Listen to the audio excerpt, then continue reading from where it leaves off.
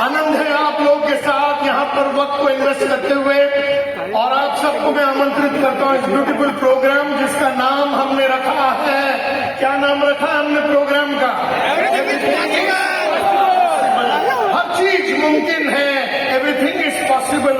ये आज का विषय है, आज का टॉपिक है। आप मानते हैं एवरीथिंग इज पॉसिबल? मैं नहीं मानता, मैं नहीं मानता इस बात को।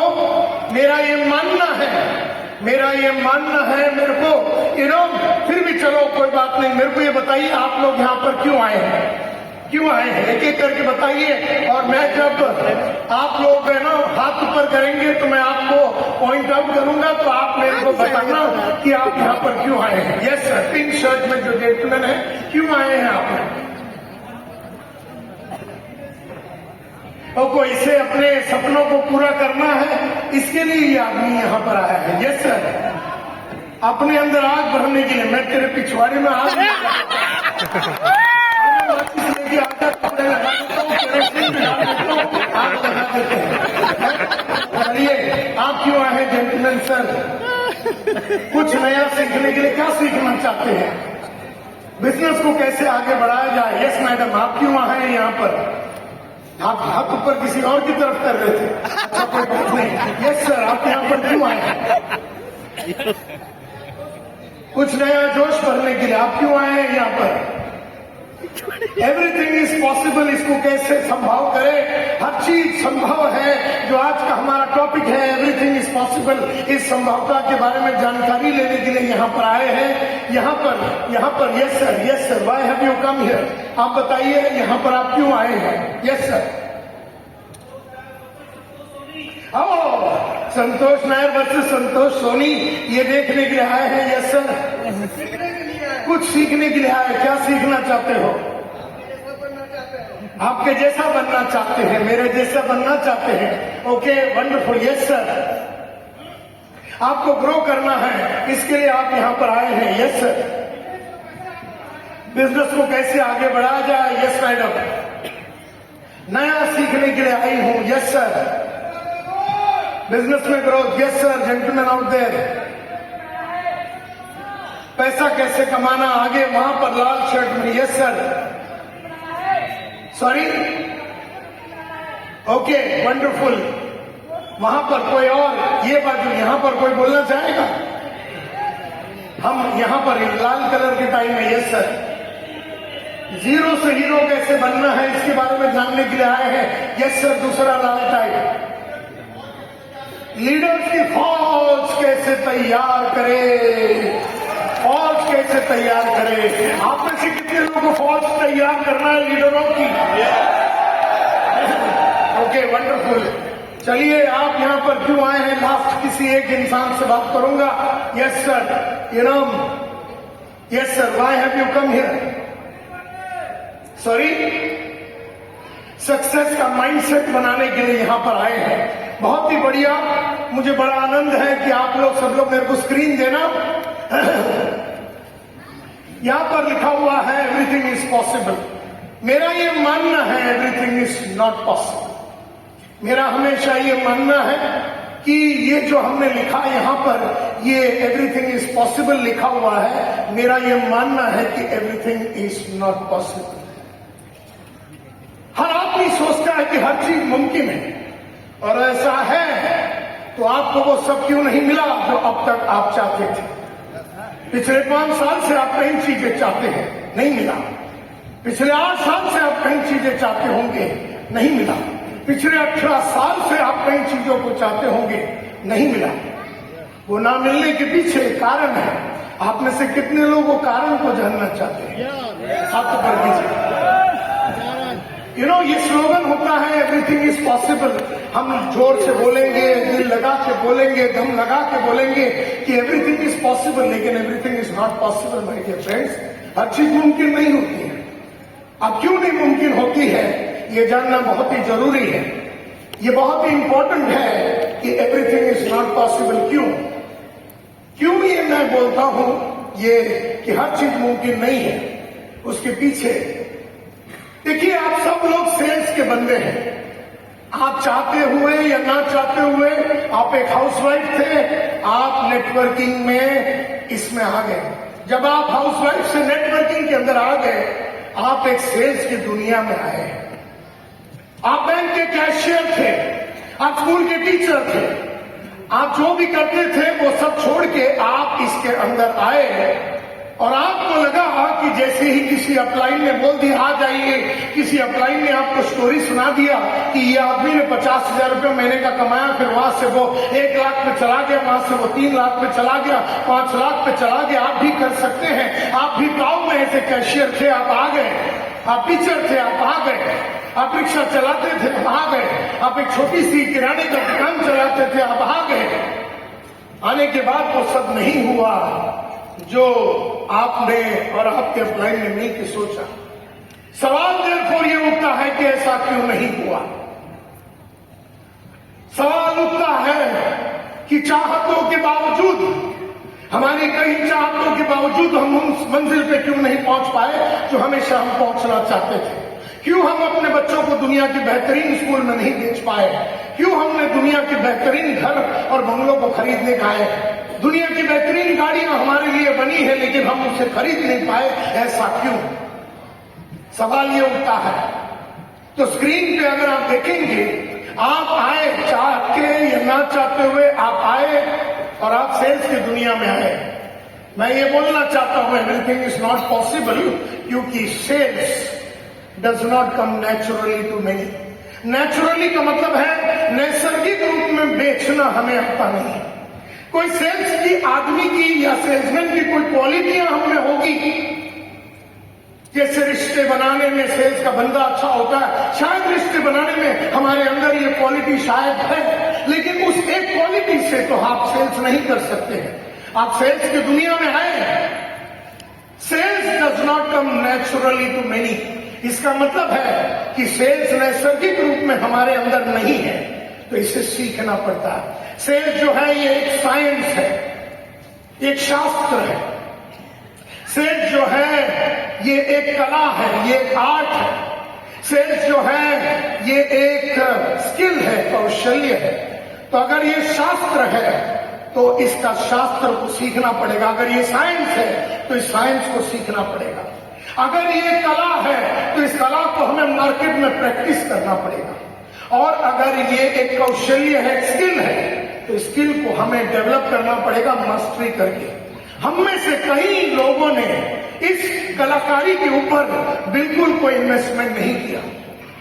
मैंने दुनिया के महान सेल्स के गुरुओं का, दुनिया के महान सारे सेल्स गुरुओं का मैंने किताबें पढ़ ली है।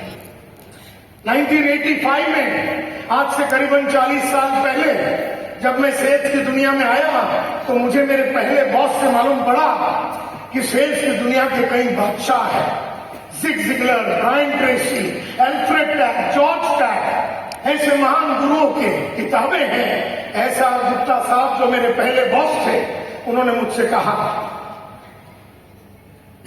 उस जमाने में 500 रुपए मेरी पगार थी यूरेका फोर्स में।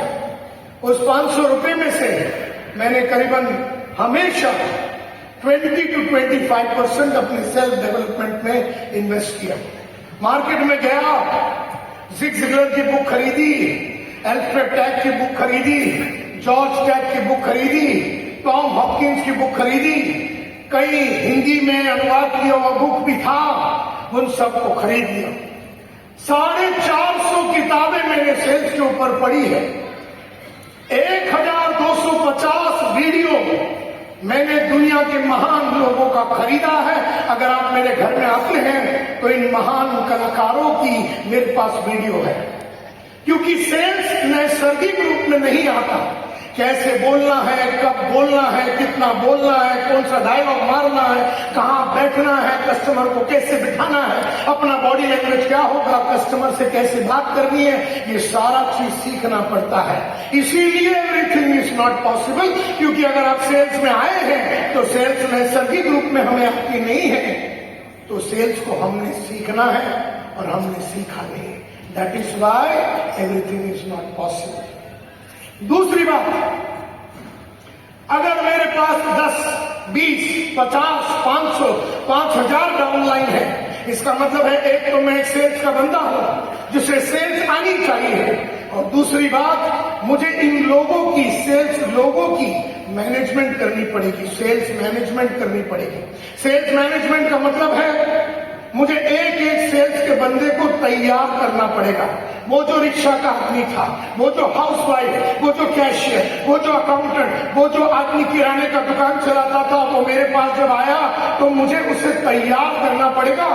सेल्स की दुनिया में जानकार बनने के लिए मुझे उसकी ट्रेनिंग करनी पड़ेगी। इसका मतलब है कि अगर मुझे उसकी ट्रेनिंग करनी है तो उसके बारे में मुझे जानकारी होनी चाहिए। यस और नो? यस।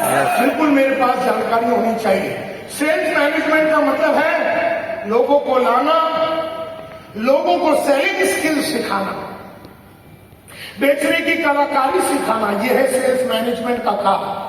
सेल्स के लोगों को, जैसे हमारे एक नए जनरल मैनेजर ज्वाइन किए हैं, हमारे डीजीएम ज्वाइन किए हैं, और कल हमारी कंपनी में उनका 7वां या 8वां दिन है। अब अगले 3 दिन में उन्हें सेलिंग स्किल सिखाया जाएगा।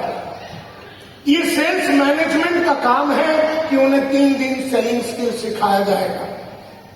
अगर आपको सेल्स के बारे में सीखना है तो बहुत सारे मेरे ऑडियोस और वीडियोस हैं जिससे आप सेल्स की मास्टरी कर सकते हैं। तो कल 3 दिन वो जो हमारे लोग जुड़ेंगे उनको 3 दिन, भले वो जनरल मैनेजर लेवल पे जुड़े हैं, वो कोई भी लेवल पे जुड़े हैं, हमारे कंपनी में 3 दिन का सेलिंग स्किल्स उनको सिखाया जाएगा, बेचने की कौशल्य उन्हें सिखाया जाएगा। उसके बाद हम लोग करेंगे फील्ड अकम्पनीमेंट। जोर से बोलिए, फील्ड अकम्पनीमेंट। हम उसके साथ फील्ड में जाएंगे। फील्ड में हम 5 चीजें करेंगे। आई डू यू सी, जोर से बोलिए, आई डू यू सी। एक और बार जोर से बोलिए, आई डू यू सी। तो हम उसको फील्ड में लेके जाएंगे, हम उसको फील्ड में लेके जाएंगे और हम उसको कस्टमर के सामने आई डू यानी मैं करूंगा और उसे चुपचाप देखना है। पहले उसको सिखा दिया है सेलिंग स्किल्स, उसके बाद आई डू यू सी, मैं करूंगा जो मैंने तेरे को 3 दिन सिखाया है वो कैसे मार्केट में करना है मैं तेरे को दिखाता हूं। आई डू यू सी। अब जब मैं संगीता नायर बोलती एक लड़की को थोड़े दिन पहले आई डू यू सी के लिए मार्केट में लेके गया तो उससे मैंने कहा तुझे चुपचाप बैठना है, तुझे खाली एक कस्टमर को बोलना मैं नई ज्वाइन की हूं, तुझे बात बिल्कुल नहीं करनी है। मैंने आई डू किया, यूसी किया और कस्टमर से मैंने 10 लाख रुपए लिए। हम बाहर आए, हम चाय पिए और हमने पूछा क्या क्या देखा। तब उसने कहा नायर साहब जाने के पहले, क्योंकि वो 3 दिन में हमने उसको स्पैंको प्रोसेस सिखाया था, SPANCO, कैसे सस्पेक्टिंग करना है, कैसे प्रोस्पेक्टिंग करना है, कैसे कस्टमर को फोन पे बात करनी है, फोन पे अपॉइंटमेंट कैसे लेनी है, कैसे जाके कस्टमर के सामने ओपनिंग करना है, कैसे प्रोबिंग करना है, कैसे मोटिवेट करना है या कन्विंस करना है और कैसे उनके अलग अलग ऑब्जेक्शन को हैंडल करना है। ये हमने वो 3 दिन सिखाने के बाद जो हमने उसको लाइव दिखाया कि ये ऐसे किया जाता है। तो जब मैंने संगीता को बोला एक काम करो DIKW बनाओ, DIKW का मतलब है तूने जो जो देखा पिछले 2 दिन में 3 दिन में जो तुझे सिखाया गया और उसके बाद मैंने इस सेल्स कॉल के लिए क्या क्या तैयारी की जो मैंने तेरे को बताया जाते वक्त, वो सारी चीजें, और तूने यहाँ पर 4 घंटे मैंने कस्टमर के सामने जो बात की उसमें क्या सीखा, इसका DIKW यानी एक बुक बनाई है।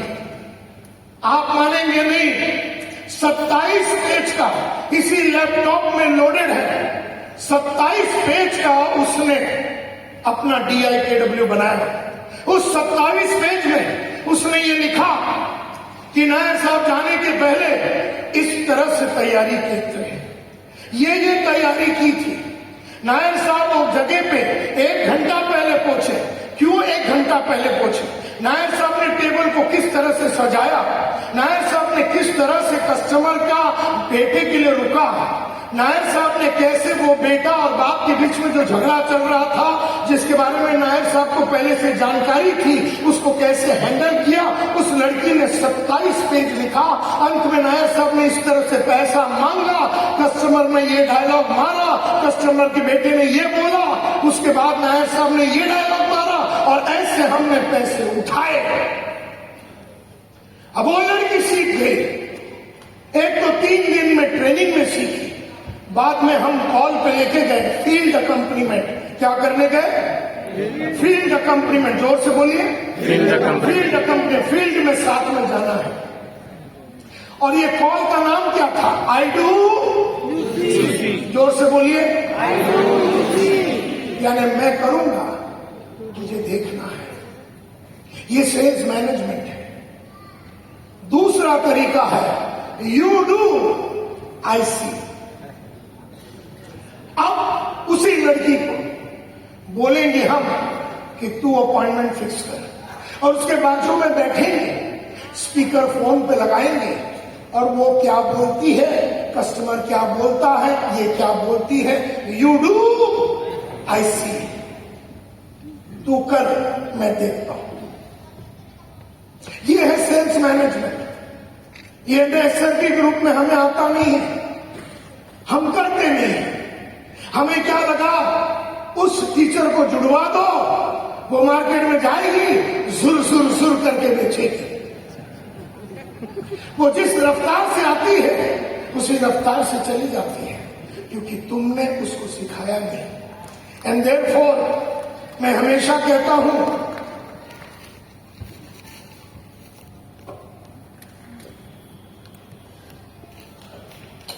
तो पहला वाला कॉल का नाम क्या था? जोर से बोलिए,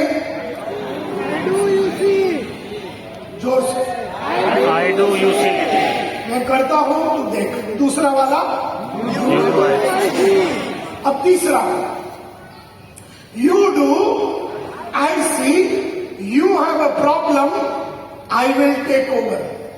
तू कर, मैं देखता हूं। तुझे कोई प्रॉब्लम आवे, तुझे लगता है कि अब मैं कर नहीं पाऊंगी, ये केस मेरे हाथ से जा रहा है, तो तू नीचे से लात मार लेना मेरे को, या ऐसे मेरे तरफ देख लेना, या जोर से खांस लेना, ऐसा कर देना, मैं समझ जाऊंगा कि मुझे टेक ओवर करना है। You do I see, you have a problem, I will take over. तू कर, मैं देखता हूं, तुझे एक प्रॉब्लम है, मैं टेक ओवर करता हूं। यह है तीसरा टाइप का फील्ड अकम्पनीमेंट। चौथा, I do you see, I have a problem, you take over. यानी अपलाइन, मैं हूं अपलाइन, टीचर को मैं लेके गया फील्ड पे, आई डू यू सी हो गया, यू डू आई सी हो गया, you do I see, you have a problem, I take over हो गया। ये अनोखा कॉल। एक और call, I do you see, I have a problem, you take over. और जब वो टीचर, जब मैं खतरे में आया, मैं बेच नहीं पाया, मैं हड़बड़ा गया, मैं रुक गया, मैं टीचर के देख के आंख मारा, टीचर समझ गई उसको टेक ओवर करना है, और उस टीचर ने टेक ओवर किया, भयंकर दुआदार बात की, और वो आदमी जुड़ गया, और उसने पैसे दिए, या जो भी आउटकम है वो हो गया। इससे बढ़िया कोई बात हो ही नहीं सकती थी कि डाउनलाइन ने अपलाइन को जितवा दिया। ये बहुत इंपॉर्टेंट बात है। अब डाउनलाइन अपलाइन को कभी डरना नहीं है इस बात से कि मेरे बच्चे ने मुझे हरा दिया। ये बहुत इंपॉर्टेंट बात है। जब हमारे साथीदार हमसे अच्छा बोलते हैं और हमारा वो सेल को बचाते हैं, ये उनका कॉन्फिडेंस के लिए बहुत बड़ी बात है। 5वां कॉल, फील्ड कंपनी में अपना 5वां कॉल, इसको बोलते हैं वी डू। वी डू का मतलब है हम दोनों साथ में जाते हैं, 2 डायलॉग हमने मारी, 2 डायलॉग टीचर ने मारी, सब कुछ बढ़िया हो गया, हमारा बहुत जबरदस्त जुगलबंदी हुआ, आदमी जुड़ गया या उसने अपना माल ले लिया। ये है 5वां टाइप का field accompaniment. My dear friends, इसको सेल्स मैनेजमेंट बोलते हैं। ये 5 टाइप के सेल्स कॉल होते हैं। Sales management does not come naturally to many, यानी नैसर्गिक रूप में हमें ये आता नहीं है। पहली बात तो एवरीथिंग इज नॉट पॉसिबल क्योंकि हमने सेल्स की मास्टरी नहीं की। दूसरा, सेल्स मैनेजमेंट की मास्टरी नहीं की। अब तीसरा जो इंपॉर्टेंट बात है वो ये है, sales leadership does not come naturally to many. इसका मतलब है वो जो लड़का है, वो जो आदमी है जो हमारे साथ जुड़ा था, उस आदमी की पगार थी 30,000 रुपए एज ए टीचर या 40,000 रुपया एज ए कैशियर। उस इंसान को 30,000 रुपए से 3 लाख पे कैसे लेके जाएंगे, उसका गोल बुक बनाना, उसकी कौशल्य में कौन सी चीजों की कमी है, उसकी एबिलिटी में कौन सी चीजों की कमी है, इसका पूरा अनुमान लगाना और फिर एक एक चीज के ऊपर उसके ऊपर काम करना। अगर मैं पीछे जाऊं तो सेल्स मैनेजमेंट में एक और बात होती है, एक तो फील्ड अकम्पनीमेंट, और हर हफ्ते में हम लोग हमारे सेल्स के बंदों के साथ रोल प्ले करते हैं। जोर से बोलिए, रोल प्ले करते हैं। रोल प्ले का मतलब है मैं बैठूंगा, मैं हूं अपलाइन, और मेरा जो लड़का है या लड़की है जिसको मैंने जुड़वाया है उसे रोल प्ले करना है। मैं बनूंगा कस्टमर, वो बनेगा नेटवर्कर, और वो मेरे साथ रोल प्ले करेगा क्लासरूम में 1 घंटे का, हर हफ्ते में 1 बार। और वो जब मेरे से बात करेगी या बात करेगा, मैं उसको करेक्ट करते रहूंगा। इसको रोल प्ले बोलते हैं। ये भी सेल्स मैनेजमेंट है, ये भी हमको नैसर्गिक रूप में माँ के कोख से आता नहीं है। इसका मतलब ये है कि अगर माँ के कोख से हम ये सीख के नहीं आते हैं तो हमें बाहर आके जब हम नेटवर्कर बनते हैं तो हमें ये सीखना पड़ेगा। हम में से कईयों ने सेल्स के ऊपर पढ़ाई नहीं की। संतोष नायर की अदालत में आप पे इल्जाम है कि आपने पिछले 6 महीने में 10 सेल्स के किताब खरीदे नहीं। संतोष नायर की अदालत में आप पे इल्जाम है कि आपने सेल्स के ऊपर कम से कम 10 से 15 वीडियो जिसमें सेल्स पूरी तरीके से सिखाया है, ऐसे वीडियो अपने जेब के पैसे डाल के आपने खरीदा नहीं है। आप पे इल्जाम है आपने फोकट में YouTube के सब वीडियो देखे क्योंकि उसमें साला पैसा नहीं लगता है, और तुम हरामियों ने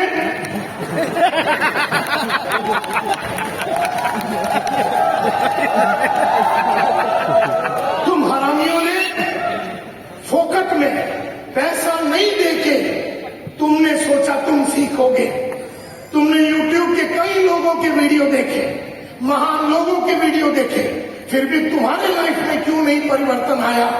क्योंकि उसमें तुमने इन्वेस्टमेंट नहीं किया था, उसमें पैसा तुम्हारा लगा हुआ नहीं था।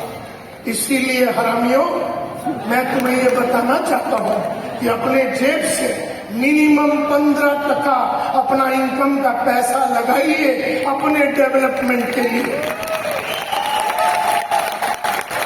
और अगर आपने ये किया तो एवरीथिंग इज पॉसिबल।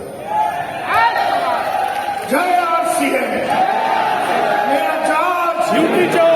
और अगर आपने ये नहीं किया जो मैंने आपको कहा तो आप जिंदगी भर ऐसे ही तड़पते रहोगे पैसों के लिए, नाम के लिए, जैसे आज भी तड़प रहे हो।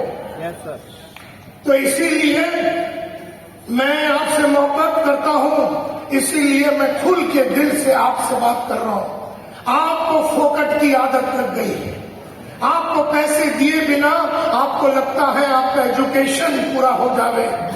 अरे आपके स्कूल में आप बच्चों को भेजते हैं, जहां फोकट की एजुकेशन होती है वहां कोई तरीके का रियल डेवलपमेंट नहीं होता, ये तो आप भी जानते हैं। फिर आपने कैसे सोच लिया कि 8-10 आदमी लोग के फोकट में 10-10 मिनट के 5-5 मिनट के वीडियो देखने से आपका कौशल्य डेवलप हो जाएगा, आपकी सेलिंग स्किल्स डेवलप हो जाएगी, आपकी लीडरशिप स्किल्स डेवलप हो जाएगी, आपकी सेल्स मैनेजमेंट स्किल्स डेवलप हो जाएगी, आपकी कम्युनिकेशन स्किल्स डेवलप हो जाएगी। मैं जिस तरीके से बात कर रहा हूं इस तरीके को अपनाने के लिए मैंने बंबई शहर के अंदर 7 पब्लिक स्पीकिंग के कोर्स किए। एक प्रोग्राम किया था जिसका नाम है मिंट, वो 14 सेशन का प्रोग्राम था, 4 घंटे का प्रोग्राम, हफ्ते में 2 दिन, Monday Thursday Monday Thursday Monday Thursday, 6 बजे शाम से 10 बजे रात, 4-4 घंटे, हफ्ते में 2 बार, ऐसे 7 हफ्ते में हमने 14 सेशन किए।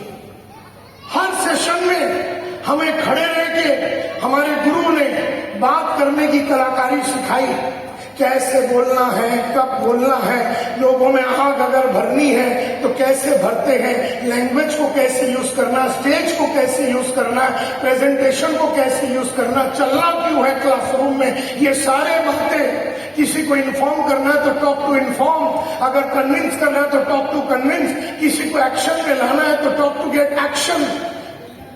और कोई भी सब्जेक्ट के ऊपर धुआंधार तरीके से बात किया जाए, इसके ऊपर 7 अलग कोर्स किए। बोलने की कलाकारी के ऊपर आज हम बोल के पैसा कमा रहे हैं। बोलना जिसको अच्छा आता है वो बहुत अच्छा कमा सकता है। तुमने सारी कौन सी कोर्स की? तुमने कौन सी कोर्स की? क्या देख रहा है बे? कौन सी कोर्स की तूने? पिछले 1 साल में, पिछले 2 साल में, पिछले 3 साल में कौन सी कोर्स की? कोई कोर्स नहीं। तो तुम जैसे बोलते हो ना, तुम साधारण बोलते हो। तुम्हें क्या लगता है मैं जिस तरीके से अभी तुमसे बात कर रहा हूं, मैं मेरी मां के साथ ऐसे बात करता हूं, जय RCM, ऐसा सब मैं बात करता हूं? अरे ये धंधे का लैंग्वेज है, धंधे का लैंग्वेज। धंधे में ऐसा बोलना होता है, इसीलिए अपने ऊपर इन्वेस्टमेंट करना पड़ता है।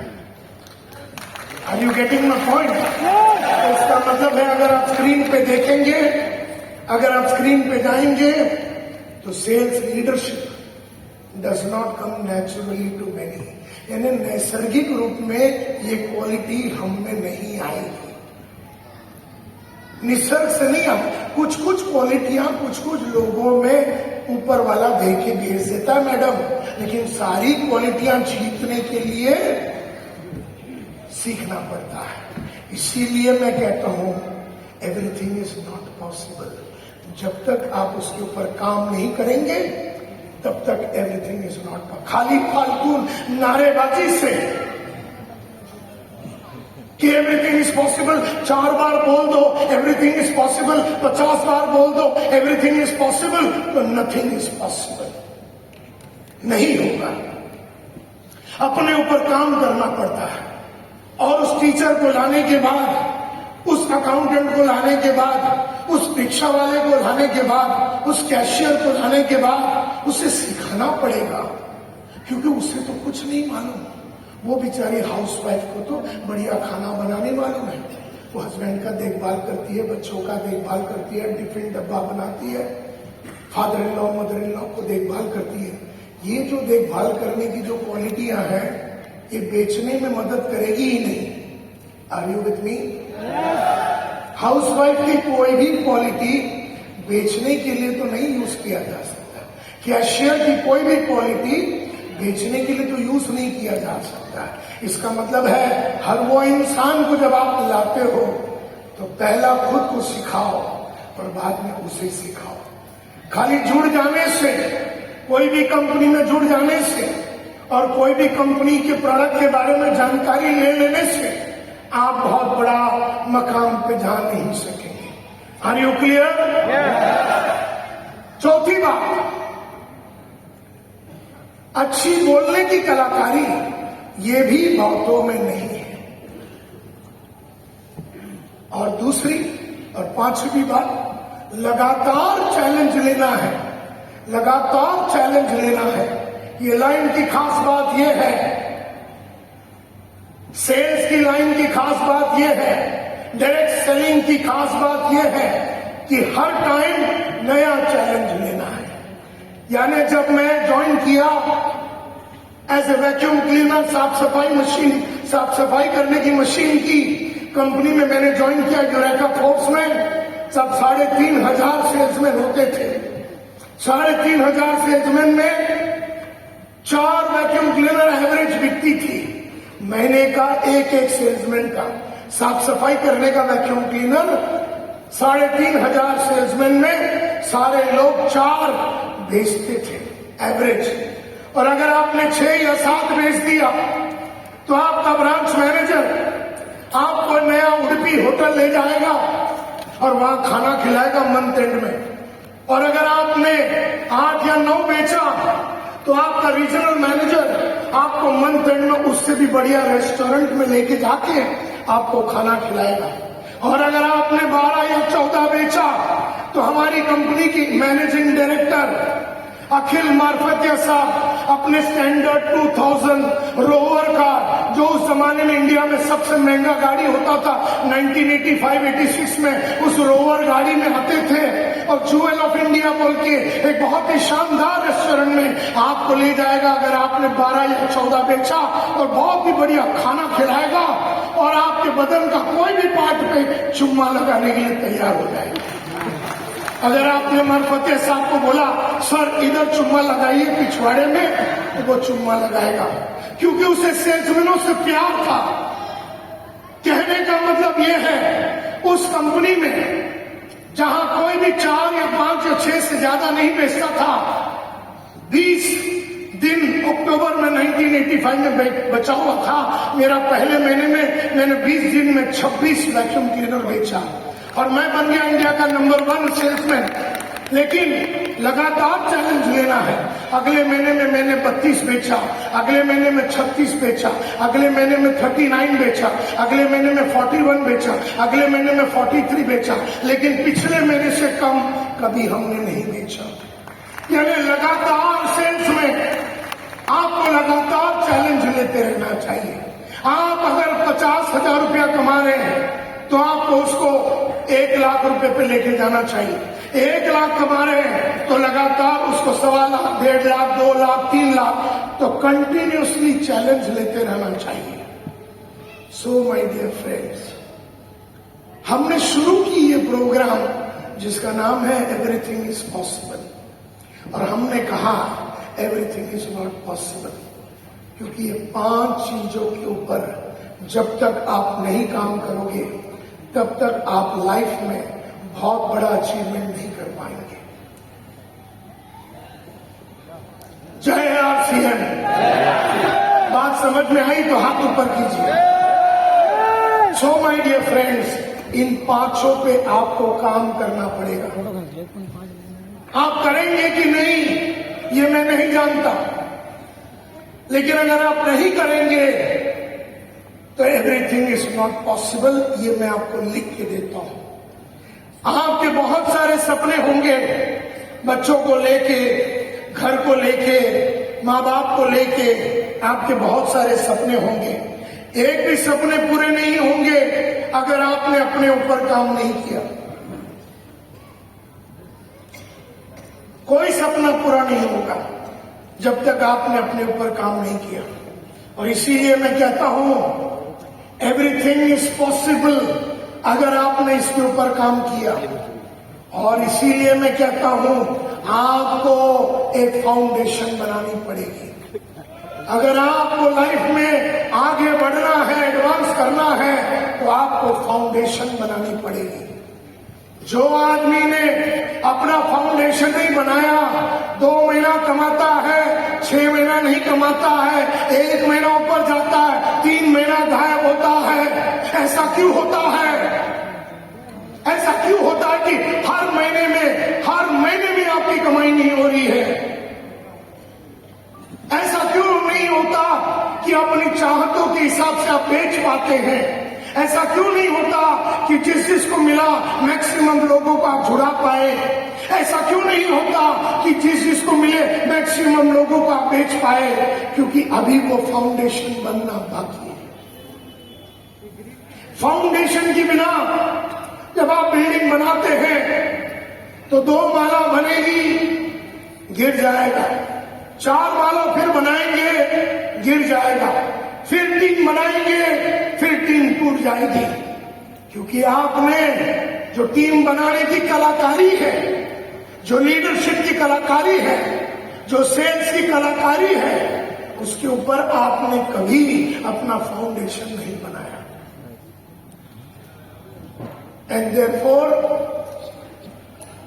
बहुत सारे चीजें आपको करनी पड़ेगी और बहुत सारे कहते हैं many things have and have to be conquered. बहुत चीजों पे आपको जीत हासिल करनी पड़ेगी। आपके अंदर ही जीतने की सारी सामग्री है और आपके अंदर ही हारने का टोटल प्रबंध है। आपके अंदर जीतने की सारी क्वालिटियां हैं। जिसके ऊपर आपने काम किया तो जीतने की क्वालिटी, लेकिन आपके अंदर हारने की सारी क्वालिटियां भी है। आपके अंदर वो सारी अदाएं हैं जिससे आदमी आगे नहीं बढ़ता। तो सबसे पहले अगर आपको जीत हासिल करनी है तो आपको एक बीमारी के ऊपर जीत हासिल करनी पड़ेगी।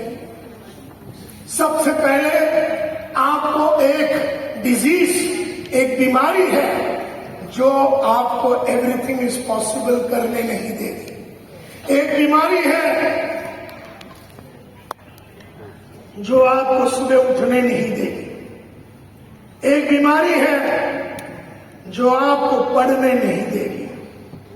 एक बीमारी है जो आपको वीडियो खरीदने नहीं देगी। एक बीमारी है जो आपको रोज प्रोस्पेक्ट का लिस्ट बनाने नहीं देगी। एक बीमारी है जिसकी वजह से तुम सुबह उठोगे नहीं। एक बीमारी है जिसकी वजह से तुम झूठ भी बोल सकते हो। एक बीमारी है जिसकी वजह से तुम कंसिस्टेंटली काम नहीं करोगे। एक बीमारी है जिसकी वजह से लगातार तुम जीत नहीं पाओगे। कितने लोग इस बीमारी के बारे में जानना चाहेंगे? बोलो जय आरसीएम। मेरा चार्ज।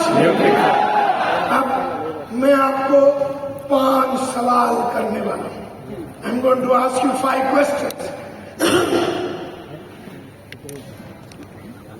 और आपको जवाब देना है। Are you ready? चलिए, ये एक बीमारी है, ये एक वायरस है, ये एक सिकनेस है, ये एक इन्फेक्शन है। जिसके रहते हुए आप कुछ नहीं कर पाएंगे। इस पे जीत हासिल करनी पड़ेगी। तो मैं आपसे कुछ सवाल पूछने वाला हूं और आपको जवाब देना है। जो भी स्टेटमेंट आने वाला है यहां पर आपको मुझे बतानी है इस आदमी को क्या कहोगे। Are you ready? He who knows not and knows not that he knows not. इस इंसान को क्या कहोगे? वो जानता नहीं है और वो जानता नहीं है कि वो जानता नहीं है। उसे मालूम नहीं है और उसे मालूम भी नहीं है कि उसे मालूम नहीं है। वो जानता नहीं है और वो जानता नहीं है कि वो जानता नहीं है।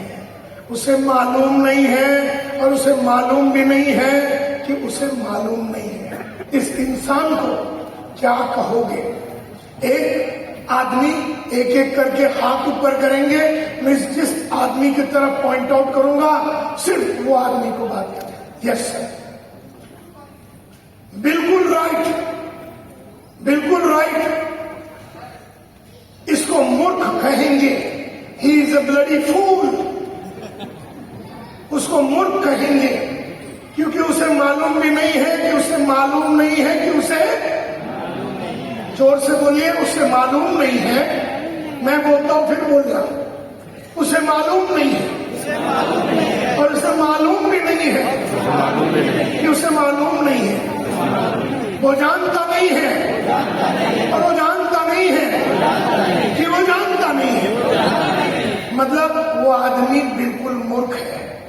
अब जब आप फूल्स या मूर्खों को मिलोगे तो क्या आप उसके संगत में रहोगे? क्या उसके पीछे पीछे घूमोगे? आप उसको क्या करेंगे? उसको अवॉइड करेंगे।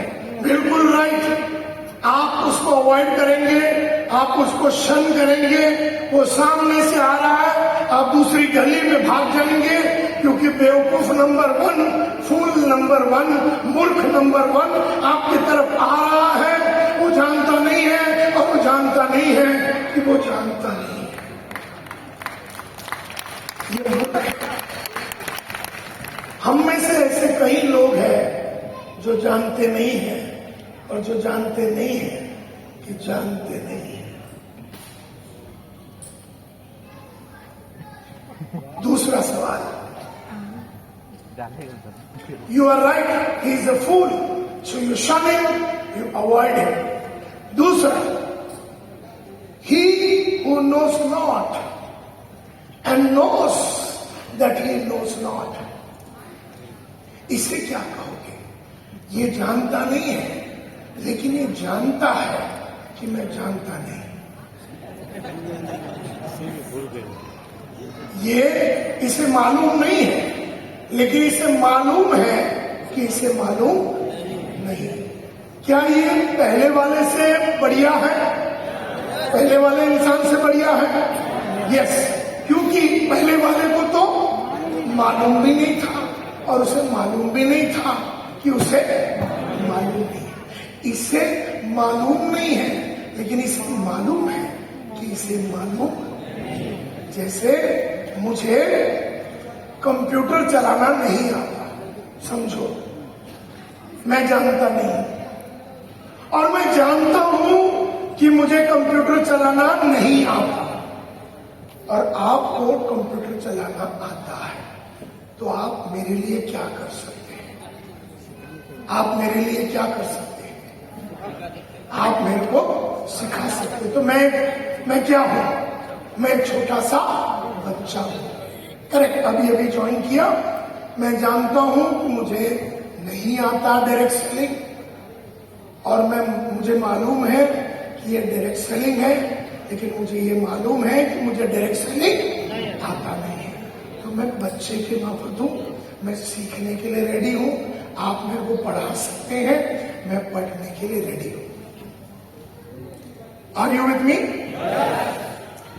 तो ये जो है, समझो मुझे कार चलाना नहीं आता और मैं जानता हूं कि मुझे कार चलाना नहीं आता और आपको कार चलाना आता है और मैं बड़ा उत्सुक टाइप का आदमी हूं कि मैं जानना चाहता हूं कि कार कैसे चलाया जाए। तो आप मुझे मदद कर सकते हैं, आप मेरे को सिखा सकते हैं। तो पहला वाला क्या था, मैं बोलता हूं, आप रिपीट करना। पहला वाला, तो दूसरा वाला तो हमने लिख दिया कि is like a small child, हम उसको सिखा सकते हैं। तो पहला वाला हम बोलेंगे, आप रिपीट करना। रेडी? वो जानता नहीं है और जानता नहीं है कि वो जानता नहीं है, वो बेवकूफ है, हम उसको अवॉइड करेंगे। दूसरा वाला, वो जानता नहीं है लेकिन जानता है कि मैं जानता नहीं हूं, इसे सिखाया जा सकता है, ये बच्चा है ना। अब बहुत इंपॉर्टेंट सवाल, he who knows but knows not that he knows, ये जानता है लेकिन घूम ऐसे रहा है इस साले को मालूम ही नहीं है। ये जानता है लेकिन घूम ऐसे रहा है कि जैसे कि ये जानता नहीं है। इसे मालूम है कि रोज सुबह उठना चाहिए लेकिन ये उठता नहीं है। इसे मालूम है कि रोज पढ़ाई करनी चाहिए ये पढ़ाई करता नहीं है। इसे मालूम है कि अपने डाउनलाइन के साथ रोल प्ले करना चाहिए, वो करता नहीं है। इसे मालूम है कि किसी को लाएंगे तो उसे पढ़ाना पड़ता है, ये पढ़ाता नहीं है। इसे मालूम है कि रोज दाढ़ी करनी है, लेकिन ये रोज दाढ़ी करता नहीं है।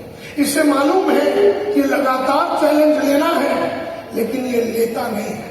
इसे मालूम है कि इसकी अंग्रेजी कमजोर है और इसे अभी बड़े कस्टमर्स के पास जाने की आवश्यकता है, क्योंकि बड़े कस्टमर के पास जाओगे तो बड़ा इनकम मिलेगा। उसे मालूम है कि उसे अंग्रेजी सीखना है, और सामने उसके बिल्डिंग के सामने पिछले 15 साल से speak well institute of English में बढ़िया बोलने की इंस्टीट्यूट इसके घर के सामने कितने साल से? 15 साल से। अब ये नालायक वहां तक गया नहीं। इसे मालूम है कि इसे अंग्रेजी सीखना है, ये सीखता नहीं है। इसे मालूम है कि चैलेंज लेना है, इसे मालूम है कि कोई भी लेवल पे अटकना नहीं है। ये गोल्ड पे है और पिछले 3000 साल से गोल्ड पे है। ये गोल्ड से स्टार गोल्ड नहीं बन रहा है, ये वहां से। इसे मालूम है कि उसे प्लेटिनम बनना है, और वहां से उसे मालूम है कि उसे स्टार प्लेटिनम बनना है। वहां से उसे मालूम है कि उसे पर्ल बनना है, स्टार पर्ल बनना है। उसे मालूम है कि उसे रूबी बनना है, रूबी स्टार बनना है। उसे मालूम है एमराल्ड बनना है, वहां से स्टार बनना है। उसे मालूम है कि उसको सफायर बनना है और उससे आगे बढ़ना है। उसे मालूम है कि डायमंड बनना है, लेकिन नालायक वो उधर ही बैठा पिछले 3000 साल से।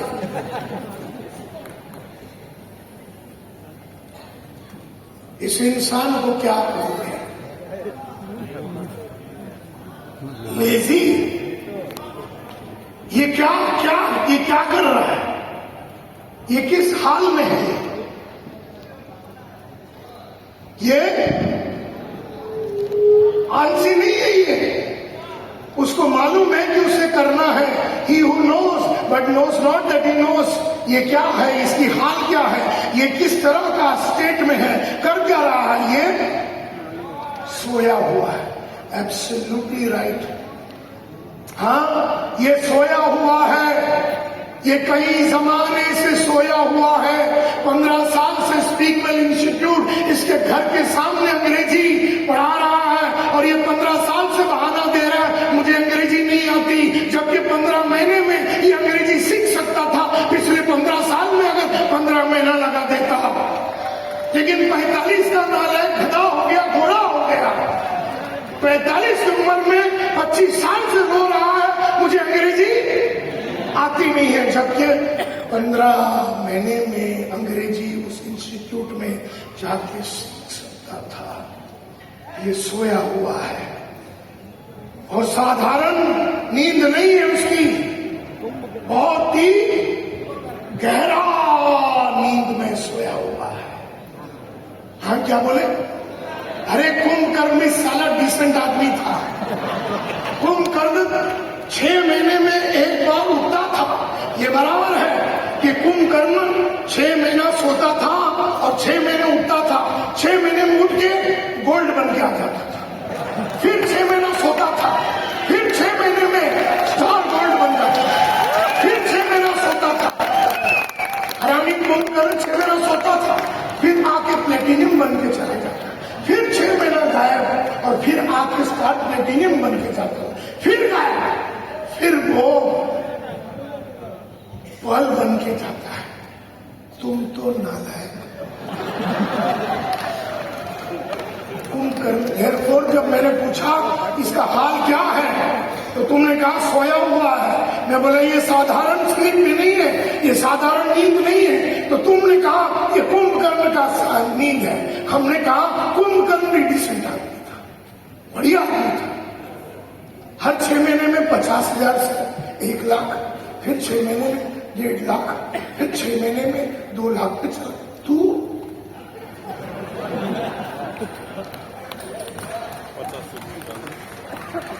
2 साल से तू उधर ही बैठा हुआ है, तो तू तो कुंभकर्ण भी नहीं है। तो ये कुंभकर्ण से भी गया गुजरा हुआ नींद है इसकी। ऐसे आदमियों को क्या करना पड़ेगा? ऐसे आदमियों को क्या करना पड़ेगा? जो एकदम गहरी नींद में है, उसे क्या करना पड़ेगा? उसको जगाना पड़ेगा। क्या नाम है तेरा? अब समझो ये सोया हुआ है प्रियांशु, इसको जगाना है तुम बोले तो बोले प्रियांशु बेटा उठ, काम पे जाना है। तो ये तुमको नकार देगा। इसको साधारण तरीके से बुलाएंगे तो ये उठने वाला नहीं है। इसके ऊपर क्या डालेंगे हम? पानी डालेंगे तो मुंह साफ करके फिर मुंडी वजू करके सो जाएगा। इस आदमी को क्या करना पड़ेगा? उसे लात मारनी है ना। इसे क्या करना पड़ेगा? कहां पर? अब तुम सब समझ गए मैं बंबई से क्यों आया हूं। एक एक करके स्टेज पे आ जाइए और अपना हिस्से का ले जाइए।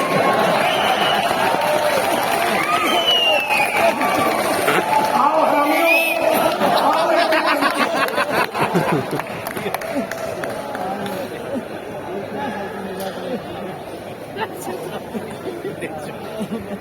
आता है?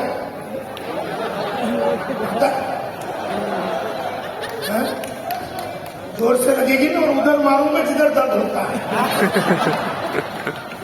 जोर से मारूंगा, जोर का झटका जोर से दूंगा, धीरे से भी नहीं, क्योंकि तुम इतने हरामी हो।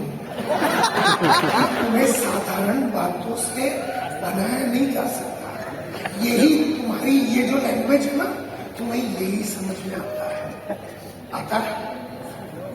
आजा स्टेज पे। Are you with me? तो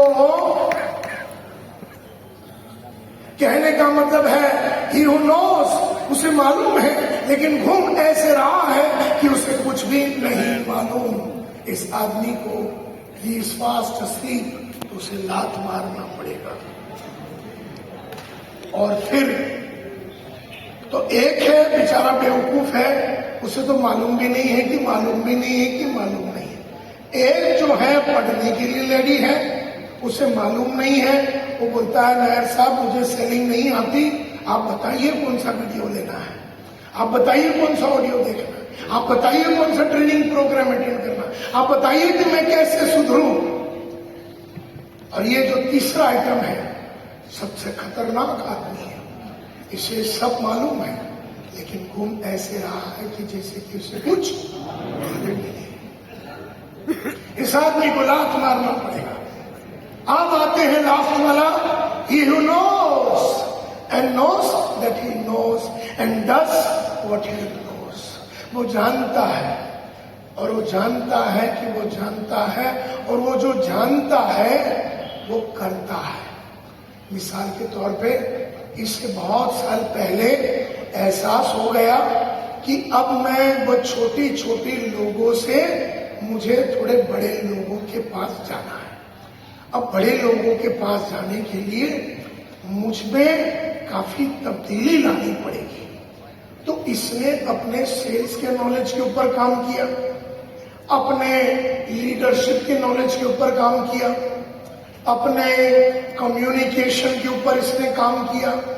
इसने अलग अलग कोर्स अटेंड किए, इसने अपने जेब से पैसा डाला और अपने में काफी तब्दीली लाई। इसने अपनी चाल ढाल, विचार, कपड़े, पेन, चश्मा, इंग्लिश सब बदल दिया। इस आदमी को क्या कहोगे?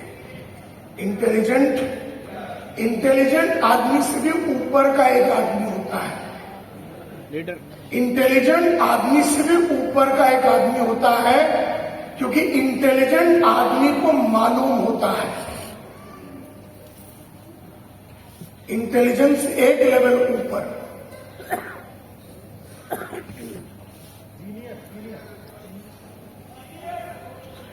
जीनियस, विजनरी, वाइस, बिल्कुल राइट, वाइस, वाइस यानी प्रज्ञा को प्राप्त हुआ हुआ आदमी। क्योंकि मैं इंटेलिजेंट शब्द से नाराज रहता हूं, इसलिए क्योंकि इंटेलिजेंट आदमी को मालूम होता है और वाइस आदमी करता है। इंटेलिजेंट, आप में से सारे सब इंटेलिजेंट लोग हैं। आपको तो मालूम है सुबह जल्दी उठना चाहिए, आप उठते नहीं हैं। लेकिन वाइस आदमी उठता है।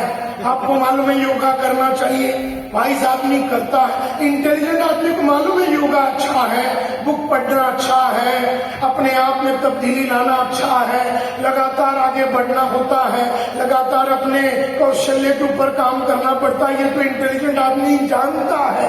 लेकिन प्रज्ञा को प्राप्त हुआ वाइस आदमी है जो उस पर काम करता है। इसीलिए मैं कहूंगा, स्क्रीन दिखाइए, he is a wise man. और लोग उसको फॉलो करेंगे, यस और नो? लोग उसको फॉलो करेंगे, यस और नो? लोग उसकी बात को मानेंगे, लोग उसके माफक बनना चाहेंगे। अब मेरा सवाल ध्यान से सुनना। हमने यहाँ 4 स्टेजेस बताया, 4। एक है जिसे मालूम नहीं है और मालूम नहीं है, मालूम नहीं। एक जिसको मालूम नहीं है लेकिन मालूम है कि उसे मालूम नहीं है। एक जिसे मालूम है और जानबूझ के घूम रहा है जैसे कि उसे कुछ मालूम नहीं है। और एक है जो मालूम है वो करता है।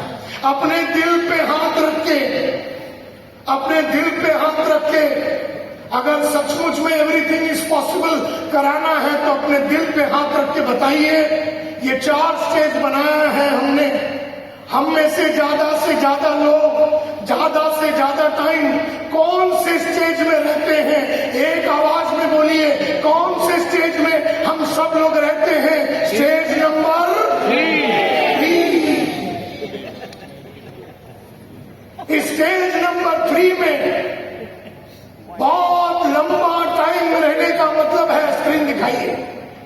स्टेज नंबर 3 में, ये स्टेज नंबर 3 में बहुत लंबा टाइम रहने का मतलब है हमें लग गई है एक बीमारी। स्टेज नंबर 3 में बहुत लंबा टाइम तक, स्टेज नंबर 3 में लंबा टाइम तक रहने का, अगर लंबा टाइम तक रहते हो तो एक बात कंफर्म हो गया है कि हमें लग गई है एक बीमारी। इस बीमारी का नाम है अक्रेशिया। अक्रेशिया, जोर से बोलिए। अक्रेशिया। यहां पर जोर से बोलिए, वहां बोलिए, यहां बोलिए, अक्रेशिया। यहां पर बोलिए, वहां बोलिए, यहां से बोलिए, सब मिलके बोलिए, अक्रेशिया। जोर से बोलिए, अक्रेशिया। दम लगा के बोलिए। अक्रेशिया। हम सबको लग गई एक बीमारी जिसका नाम है अक्रेशिया। ये बीमारी है जो तुमसे वो करवाती है जो तुम्हें करना नहीं चाहिए, और तुमसे वो नहीं करवाती है जो तुम्हें करना चाहिए। ये सुबह उठने नहीं देगी। अगर तुमने 5:30 बजे अलार्म लगा दिया और अलार्म बेल ट्रिंग करके बजी, तो ये जालिम कौन? अक्रेशिया। अगर तुमने 5:30 बजे का अलार्म रखाया तो अक्रेशिया 5:15 बजे से उठ के बैठी है, और जैसे ही बजा, और समझो तेरा नाम कुलदीप है, जैसे ही अलार्म बजा, तेरी आंख खुली, तूने ब्लैंकेट निकाला, अक्रेशिया तेरे को बोलेगी, बेटा कुलदीप, तू कल रात को बहुत लेट आया था, सो जा। बोलने के पहले ही कुलदीप ने चादर बोली, यानी जीता कौन? कुलदीप की अक्रेशिया। जैसे ही तू किताब उठाएगा और तू 2 पेज पढ़ने चालू करेगा, वो जालिम आ जाएगी। कौन? वो बोलेगी, पढ़ लिख के किसका भला हुआ है, और तू ताबड़तोड़ मुंह को बंद कर देगा और तू रख देगा। और वो तेरे को बोलेगी, कौन बनेगा करोड़पति चालू है, अमिताभ बच्चन आ गया, आ जा, और तू भाग भाग के वो देखेगा। खेल रहा है एक आदमी जिसको 5 करोड़ मिलने की संभावनाएं है, खिला रहा है दूसरा आदमी जिसने 200 करोड़ रुपया अंदर ऑलरेडी कर लिया है, और गधे हम देख रहे हैं जिनको आखाना मिल ही नहीं है। Are you with me? Akrasia तुम्हें दर्द देने वाला कोई काम नहीं कराएगा, लेकिन आनंद देने वाला, प्लेजर जिसको बोलते हैं इंग्लिश में प्लेजर, एक होता प्लेजर, एक होता पेन, एक होता दर्द, एक होता आनंद। दर्द देने वाला काम अक्रेशिया तुमसे नहीं करवाएगी। आनंद देने वाला, मन को लुभाने वाली कामें अक्रेशिया तुमको 24 घंटा खुद खाएगी। बेटा टीवी देख ले, क्योंकि टीवी देखने के लिए तुझे दिमाग लगाने की जरूरत ही नहीं, तुझे खाली अपना पिछवाड़ा लगाना है और वो दिखाते रहेंगे, तुमको देखना है, तुम्हें करना कुछ। इसीलिए तुम्हें ये सारी चीजें पसंद है। अब अगर मैं बोलूं कि नायक साहब का सेलिंग स्किल्स का वीडियो देखो, अब इसमें आनंद कुछ नहीं है, इसमें दर्द है। Therefore, अक्रेशिया तुमसे हर वो काम जिसमें बदन को आराम और मस्ती आता है वो तुमसे करवाएगी, और हर वो काम जो बदन को तकलीफ, दिमाग को तकलीफ और दर्द देने वाला काम है वो तुम्हें अवॉइड कराएगी। ये इसकी जांच है। और मजे की बात यह है, जैसे अगर किसी को जॉन्डिस हो जावे तो उसकी आंख पीली हो जाती है तो सिम्टम नजर आता है, किसी को कोविड हो जावे तो उसका बदन थरथराता है, उसकी सांस फूलती है। लेकिन अक्रेशिया जिस भी आदमी में होता है उसे नजर नहीं आता है कि उसके अंदर कूट कूट के वो बीमारी, वो डिजीज वो लगा हुआ है। तो बीमारी का नाम जोर से बोलिए, दम लगा के बोलिए, अक्रेशिया। कोई 5% अक्रेशिया में है, कोई 10%, कोई 50%, कोई 90% अक्रेशिया में बैठा हुआ है। ये बीमारी तुमसे वो सब करवाएगी जो तुम्हें करना नहीं चाहिए, और तुमसे वो नहीं करवाएगी जो तुम्हें करना चाहिए। इसीलिए मैं कहता हूं, 2 सिम्टम इस बीमारी की, not doing what I am suppose to do and doing what I am not suppose to do.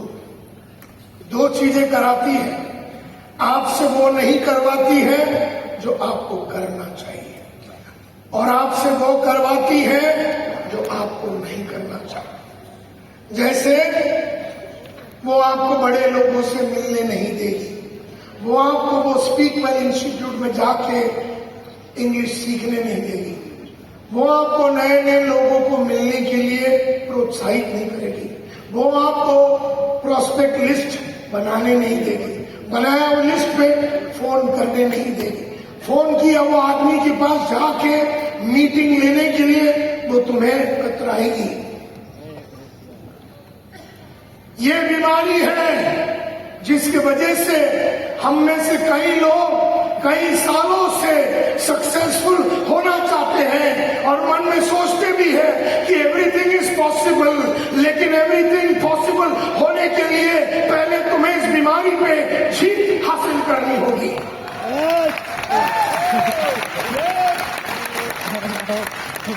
लेकिन ये कुत्ती की खास बात क्या है मालूम है? इसको शर्म नहीं आती, इसे कोई दर्द नहीं होता, इसको कितना भी आप चिल्लाएंगे ये रोज सेवा करने के लिए आ जाएगी। मतलब कल सुबह अगर आपने अलार्म रखा और उसने आपको रोकने की कोशिश की और तुमने कहा हट ले हट, मैं तो उठूंगा, और आप उठे, बेशर्म फिर कल आ जाएगी 5:30 बजे अलार्म उठने के टाइम पे बोलेगा, बेटा कुलदीप, कल तो तू देर तक पढ़ाई कर रहा था, सो जा।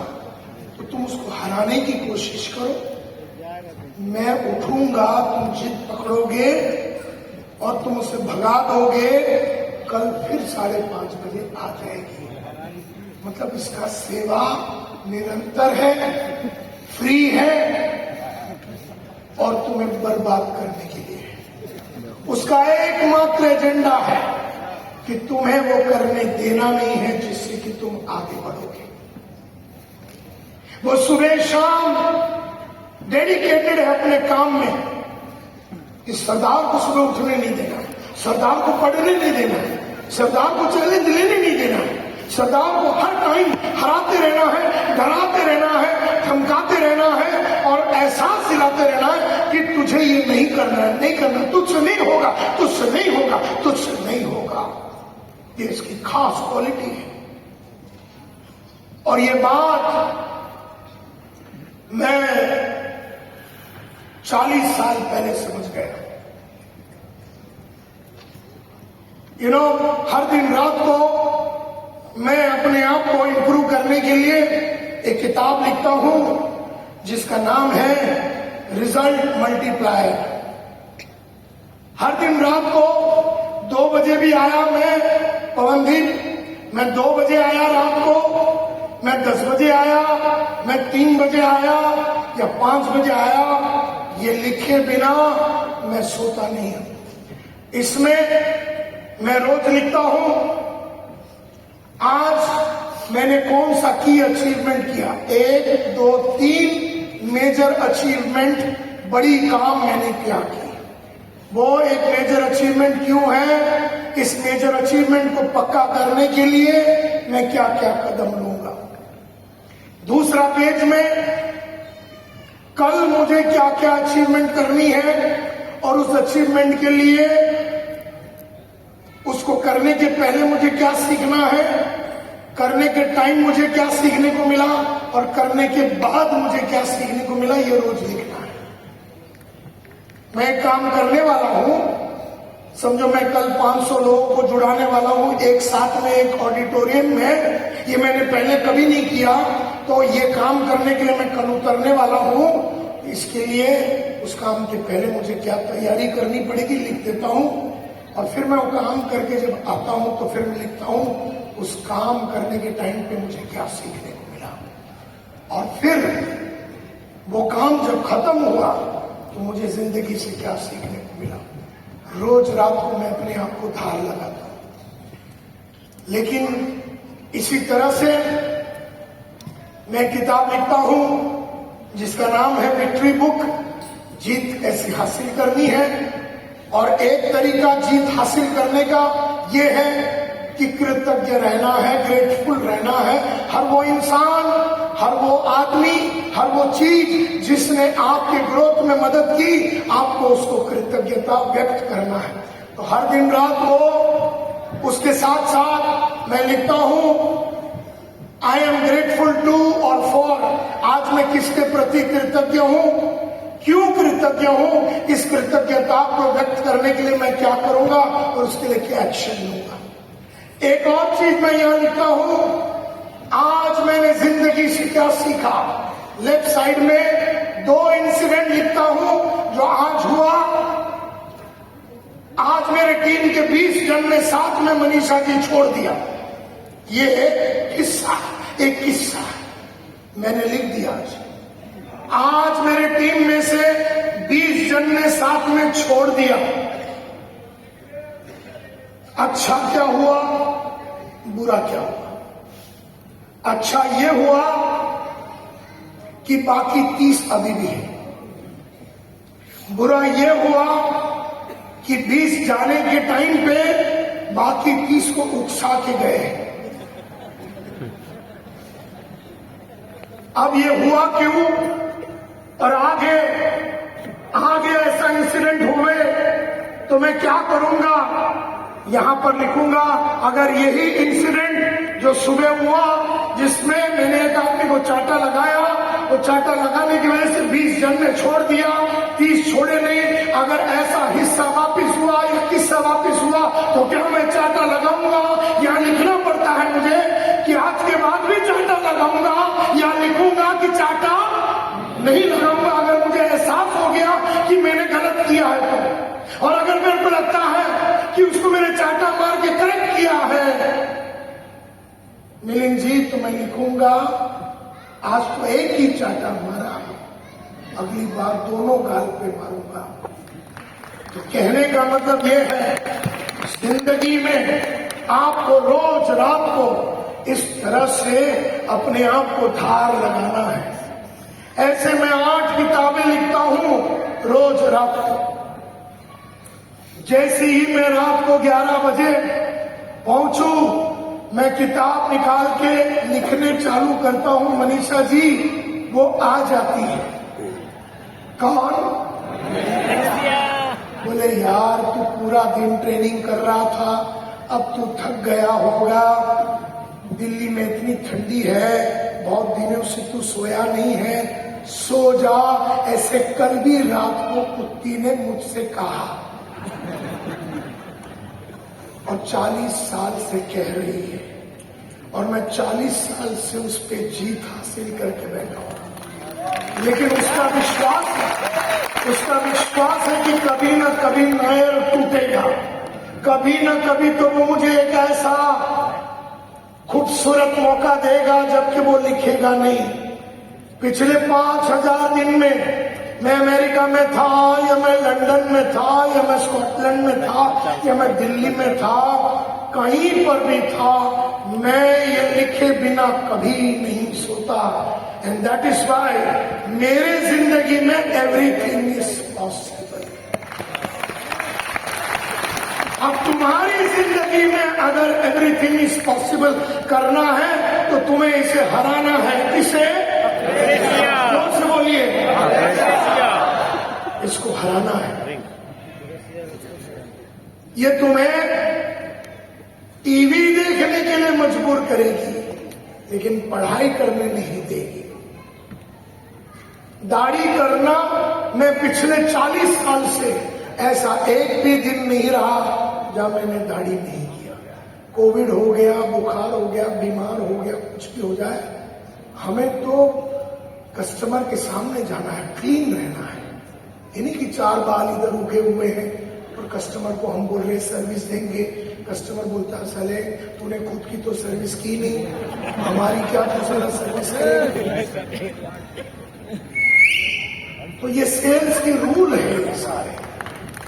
अक्रेशिया तुम्हें सुबह उठने नहीं देगी, अक्रेशिया तुम्हें पढ़ने नहीं देगी, अक्रेशिया तुम्हें बड़े आदमियों के पास जाने नहीं देगी ये बोल के कि बेटा तेरी औकात नहीं है। बड़े लोग अलग होते हैं, बड़े लोग बहुत सारे क्वेश्चन पूछते हैं, बड़े लोग की अदाएं अलग होती है, हमारी औकात नहीं है, हम तो गांव वाले हैं।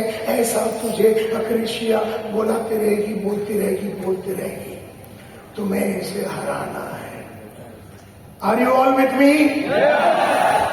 सो कुछ चीजें देखते हैं जो अक्रेशिया की खास बात होती है। अक्रेशिया तुम्हें बड़ा सोचने नहीं देगी, गोल सेट करने नहीं देगी। अक्रेशिया मेरा अगर आप देखेंगे, मेरे पास एक कैलेंडर है, उसमें 3 साल तक सारे बुकिंग है, मेरे मीटिंग कब है, मेरा ट्रेनिंग कब है, मेरा पूरा कैलेंडर बुक है। अक्रेशिया तुम्हें कैलेंडर बनाने नहीं देगी। यानी मेरा रोल प्ले, मेरा डाउनलाइन का नाम है पवनदीप, उसके साथ रोल प्ले मेरा है 30 नवंबर को। मेरे साथ एक डाउनलाइन है मनीषा, उसके साथ रोल प्ले है 5 दिसंबर को। मेरे साथ एक डाउनलाइन है मिलिंद, इसका 15 दिसंबर को रोल प्ले है। मेरे साथ अरविंद बोल के एक रोल प्ले है, डाउनलाइन है, इसके साथ मैं फील्ड में जाऊंगा 25 दिसंबर को। यानी मेरे पास अगर 100 जन है तो 100 जन के साथ मैं कब क्या करने वाला हूं मेरे कैलेंडर में पूरा लिखा हुआ है।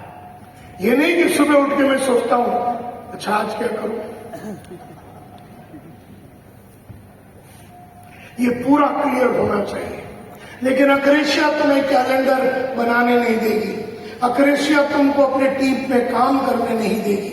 अक्रेशिया तुम्हारे को अपने स्किल डेवलपमेंट करने नहीं देगी। अक्रेशिया अक्रेशिया अक्रेशिया तुम्हें खुद पे भरोसा दिलाएगी नहीं, तुम्हारी सेल्फ बिलीफ के ऊपर काम करने नहीं देगी। अक्रेशिया तुम्हें एहसास दिलाएगी कि आरसीएम से ज्यादा दम वाला कंपनी वो है, उसका प्रोडक्ट और बढ़िया है, हमारा प्रोडक्ट डफर है। अक्रेशिया तुम्हें एहसास दिलाएगी कि तुम्हारा कंपनी बढ़िया नहीं है, तुम्हारा प्रोडक्ट बढ़िया नहीं है। अक्रेशिया तुम्हें सिस्टम के ऊपर काम करने नहीं देगी। अक्रेशिया तुम्हें बड़े प्रोस्पेक्ट के पास जाने नहीं देगी। अक्रेशिया तुम्हें टेलीफोन करने नहीं देगी, प्रोस्पेक्ट लिस्ट बनाने नहीं देगी, लिस्ट बनाया तो फोन करने नहीं देगी, फोन किया तो अपॉइंटमेंट लेने नहीं देगी, अपॉइंटमेंट लिया तो जाने नहीं देगी, गया तो सेलिंग स्किल्स यूज करने नहीं देगी। अक्रेशिया तुम्हें अपना सेल्फ इंप्रूवमेंट बुक लिखने नहीं देगी। अक्रेशिया तुम्हें छोटे छोटे आदमियों के पास लेके जाएगी। अक्रेशिया तुम्हें अपने टीम में अपने से भी कमजोर आदमियों को लाने की सलाह देगी।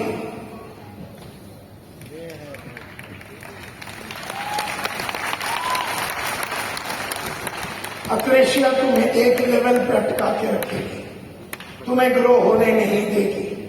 अक्रेशिया तुम्हें ग्रो होने नहीं देगी। तुम गोल्ड पे हो तो तुम्हारा अंतिम संस्कार गोल्ड पे करा देगी।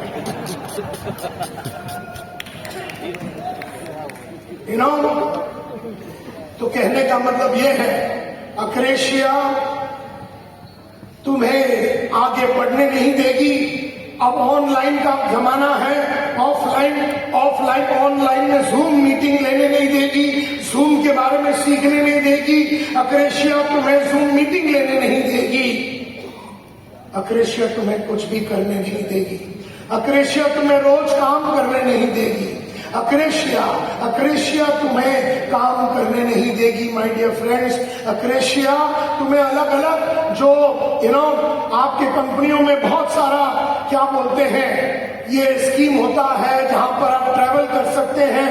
तो अक्रेशिया तुम्हें, मैं हमेशा बोलता हूं कि आपके पास बहुत सारे ट्रिप्स होते हैं, स्विट्जरलैंड, थाईलैंड, ऐसे बहुत सारे महान लोग हैं हमारे कंपनी में, सुरेंद्र वत्स साहब, और ये लोग सब लोग अलग अलग जगह पे गए हैं। लेकिन अक्रेशिया तुम्हें वो क्वालिफाइंग क्राइटेरिया पे काम करने नहीं देगी। अक्रेशिया तुम्हें जो दिन स्कीम लॉन्च होता है ना, वही दिन समझा ये तेरी बस की बात नहीं है संतोष, पहले रात में ही तुम्हें डिस्करेज कर देगी। और इसीलिए माय डियर फ्रेंड्स, आप जिंदगी में बहुत कुछ कर नहीं पाए, आज उस मकाम पे पहुंच नहीं पाए जिस मकाम पे आप पहुंच सकते थे। लेकिन आपको मालूम ही नहीं था कि आपको बीमारी लगी है, क्योंकि ऐसे देखा जाएगा अक्रेशिया अगर लगा हुआ है मुझ में तो कोई सिम्टम नहीं है, ना आंख पीली होती है, न बदन में थरथराहट होती है, न सांस लेने में तकलीफ होती है, कोई भी सिम्टम नजर नहीं आता। लेकिन आदमी 100% अक्रेशिया में रह सकता है। जैसे अगर मैं 100% अक्रेशिया में हूं, सामने खड़ा हूं, आपको लगेगा ये तो अच्छा भला चंगा आदमी, चंगा। मैं उठता नहीं, मैं पढ़ता नहीं, मैं झूठ बोलता हूं, मैं अपलाइन का फोन नहीं उठाता हूं, मैं मीटिंगों में नहीं जाता हूं, मैं ट्रेनिंग प्रोग्राम अटेंड नहीं करता हूं, ट्रेनिंग प्रोग्राम अटेंड करने के बाद नोट्स नहीं बनाता हूँ, नोट्स बनाने के बाद उसके ऊपर पढ़ाई नहीं करता हूँ, मैं अपने सेलिंग स्किल्स को इंप्रूव नहीं कर रहा हूँ, मैं अपने प्रेजेंटेशन स्किल्स को इंप्रूव नहीं कर रहा हूँ, मैं अपना कम्युनिकेशन स्किल्स को इंप्रूव नहीं कर रहा हूँ, मैं मेरे कपड़ों पे काम नहीं कर रहा हूँ, मैं मेरे टीम पे काम नहीं कर रहा हूँ, मेरे टीम की कैपेबिलिटी पे काम नहीं कर रहा हूँ, मैं मीटिंग नहीं ले रहा हूँ, मैं मीटिंग बुलाता हूँ और मैं खुद जाता नहीं हूँ, मैं बहाने बनाता हूँ, मैं झूठ बोलता हूँ, मैं प्रोडक्ट के नॉलेज को अपग्रेड नहीं कर रहा हूँ, मैं लोगों की कैपेबिलिटी को बढ़ा नहीं रहा हूँ। दिखने में तो मैं चंगा, एवरीथिंग इज ब्यूटीफुल। लेकिन बैंक में मेरा 8 आना नहीं है। दिखने में मैं चंगा हूं, लेकिन टोटली नंगा हूं। है नहीं पैसे मेरे पास। मेरा बच्चा आके मेरे को बोलता, पप्पा मुझे ऑस्ट्रेलिया जाना है, लेकॉर्डन यूनिवर्सिटी में पढ़ाई करनी, 1 करोड़ रुपया चाहिए पप्पा। तो मैं बोलता हूं मम्मी से ले ले। तुम्हारा बच्चा अगर 1 करोड़ रुपया मांगे आज रात को, तुम क्या जवाब दोगे? मेरी बीच वाली लड़की ने बोला, पप्पा मुझे न्यूयॉर्क जाना है और परफॉर्मेंस स्टडी सीखना है, 2 करोड़ रुपए लगेंगे। मैं बोला मम्मी से ले ले। लेकिन मैं अपने बाप के पास जाके अपने 230 रुपया 6 महीने का बीकॉम का फीस नहीं मांग सकता था, क्योंकि मेरे बाप के अदाओं में अक्रेशिया कण कण में भरा हुआ था। और मैं देख रहा था ये वो आदमी है जो हमें भेजता था उसके दोस्तों के पास उधार लेने के लिए। मैं और मेरी बड़ी बहन रेगुलरली उनके बिहाफ पे जा रहे। मैथ्यूस अंकल सात बंगले में, उससे जाओ 200 रुपया लेके आओ। उच्चिल अंकल बाजू में, उससे जाओ 500 लेके आओ। हर घर में जो भी सामान लाया उधार पे लाया। 10 रुपया की कमाई थी, 20 रुपया उधार लेके उड़ाया। अपना ही 230 रुपया फीस के लिए मैं चल के जाता था, चल के आता था। मैं छोटी छोटी चीजें बेचता था। कभी यासाकी का शू लेता था 150 रुपए में, 160 में बेचता था। पैंट पीस बेचता था, शर्ट पीस बेचता था, और कैसे भी करके 230 रुपया जमा करता था 6 महीने में, क्योंकि मेरे को मालूम था कि मेरे बाप के पास जाके अगर मैं 230 मांगू तो मुझे नहीं मिलेगा, क्योंकि वो अक्रेशिया में था। ये मैं तब नहीं जानता था मिलिंद, ये तो मैं आज जानता हूं। लेकिन मैंने अपने बाप को एकदम राजा की माफत रखा उनके मरने के दिन तक, क्योंकि हो सकता है कि उसे खुद भी नहीं मालूम था कि उसके अंदर कण कण में क्या भरा हुआ है, क्या भरा हुआ है। वो बर्बाद हो गया। उसके बच्चे बड़े नहीं। मेरी बड़ी बहन डॉक्टर बनना चाहता था, बचाती थी, नहीं बन सकी। छोटे छोटे ट्यूशन लेती थी मच्छी मारों के कॉलोनी के अंदर। मेरी छोटी बहन बहुत ही इंटेलिजेंट, हम सब लोग बहुत बड़े मकाम पे पहुंच सकते थे। यह अलग बात है कि 19 बरस की उम्र में हम सेल्स के लाइन में आए और कुछ ऐसे बॉस लोग मिले, ऐसे गुरु लोग मिले जिन्होंने सही रास्ता दिखाया, जिस चक्कर में हमने अपना नोट पानी कमाया और ऐसा कमाया कि हमारे बच्चे 1 मिनट भी नहीं सोचेंगे कि बापू मना करेगा 2-3 करोड़ रुपया। हमारी बीवी आके हमको थोड़ी दिन पहले बोली कि संतोष जी मेरा गाड़ी है ना, मेरे को मजा नहीं आ रहा है, मुझे एक नया गाड़ी लेना है। मैं बोला 4 बजे चलते हैं। बोले कहाँ? मैं बोला शोरूम जाते हैं खरीद के। कौन सा गाड़ी लेना है? Cash down, cash down. हमारी बीवी को एक ख्याल आया है 10 बजे, तो 10:01 पे उसको गाड़ी मिलना चाहिए। नहीं तो हमसे शादी करके क्या फायदा हुआ, किसी और आइटम के साथ शादी कर लेते, वो उसको खुश करता। हमसे करके क्या फायदा हुआ? किसी और को वो बच्चे पैदा होते, हमको पैदा होने की जगह पे, क्योंकि कोई और बाप खुश रखता था। तो तुम सोचो, अगर तुम्हारे बच्चों में बड़ा कुछ करने का चाहत है, क्या तुम उसको फंड करने के काबिल हो? और जब तक तुम अक्रेशिया पे जीत हासिल नहीं करोगे, तब तक तुम जिंदगी में अगले लेवल पे खेल नहीं पाओगे। Are you getting my point? So akrasia akrasia akrasia akrasia तो बहुत है मेरे पास बोलने के लिए, लेकिन वक्त की पाबंदी के कारण मैं खाली इतना ही बताना चाहता हूं कि हम सब के अंदर akrasia. Do you all agree with me? कूट कूट के भरा हुआ है हमने। हम वो कर रहे हैं जो करना नहीं चाहिए और वो नहीं कर रहे हैं जो करना चाहिए। सवाल therefore ये उठता है सवाल therefore ये उठता है कि हम अक्रेशिया में क्यों हैं? Why are we in अक्रेशिया? हम अक्रेशिया में क्यों हैं? कौन बताएगा हाथ ऊपर करके? हम अक्रेशिया में क्यों हैं? Why are we in अक्रेशिया? हम अक्रेशिया में क्यों हैं? किरण, पानी का सेटिंग कर।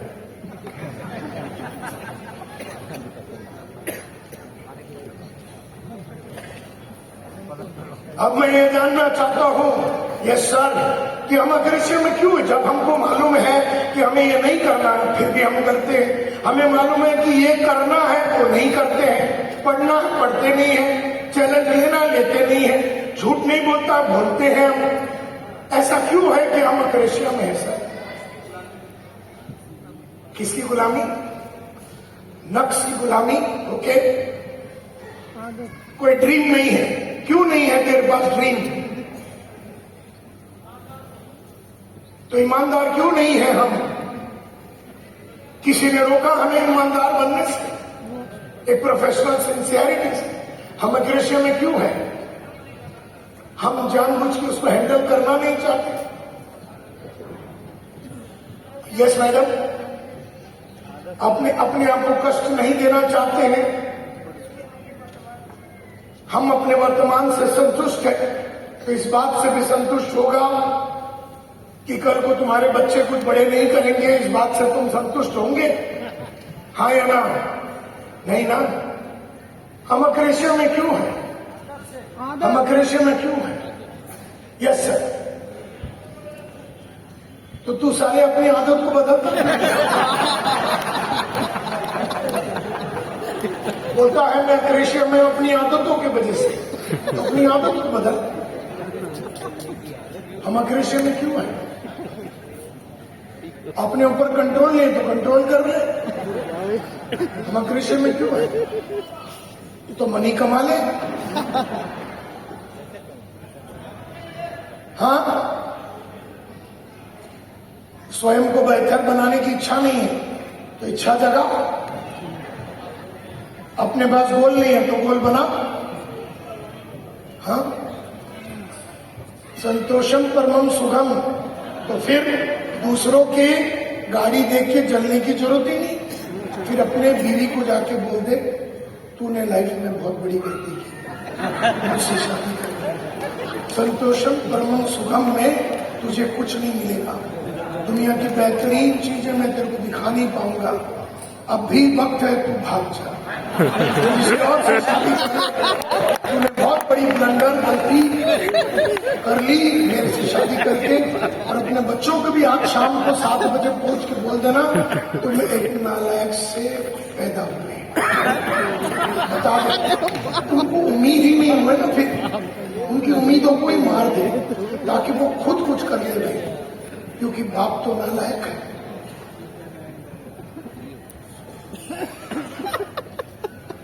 Are you with me? तो हम अक्रेशिया में क्यों हैं? बताया नहीं किसी ने।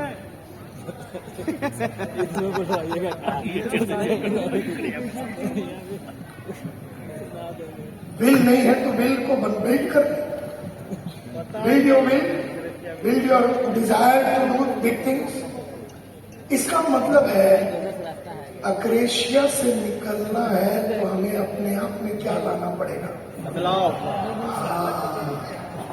हमें अपने आप को परिवर्तित करना पड़ेगा।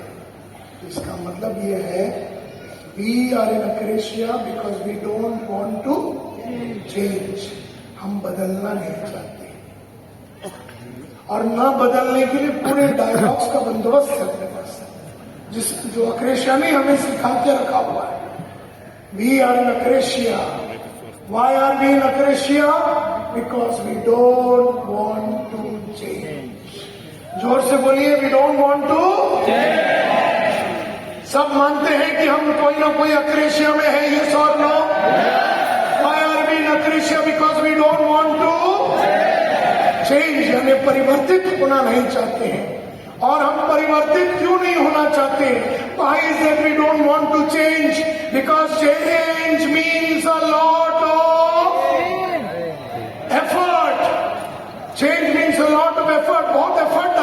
पाएंगे। चेंज का मतलब है कि हमें एफर्ट डालना पड़ेगा। Change means a lot of sacrifice.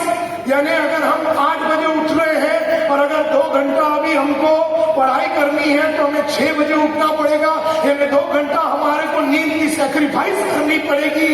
Change means a lot of pain, change means a lot of sacrifice, change means a lot of effort डालने पड़ेंगे, हमें मेहनत करना पड़ेगा, अपने आप में तब्दीली लानी पड़ेगी। और change means a lot of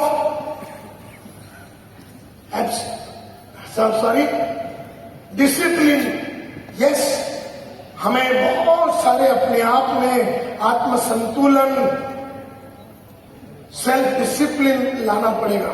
Therefore, my dear friends, हम लोग अक्रेशिया में हैं। हम अक्रेशिया में क्यों हैं? क्योंकि हम बदलना नहीं चाहते हैं। हम बदलना क्यों नहीं चाहते हैं? बिकॉज बदलना इसका मतलब है change means a lot of pain, change means a lot of difficulty, change means a lot of sacrifice, change means a lot of risk, change means a lot of effort, change means a lot of insecurity.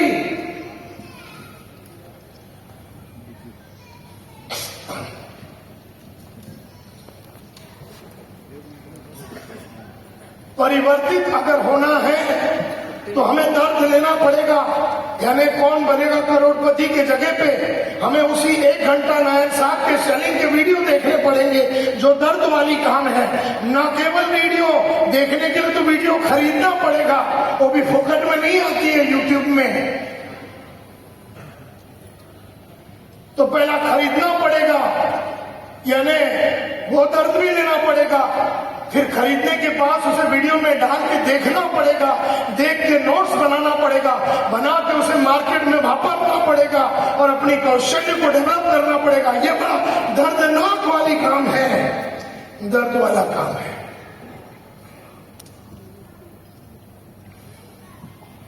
उससे अच्छा रोते रहो,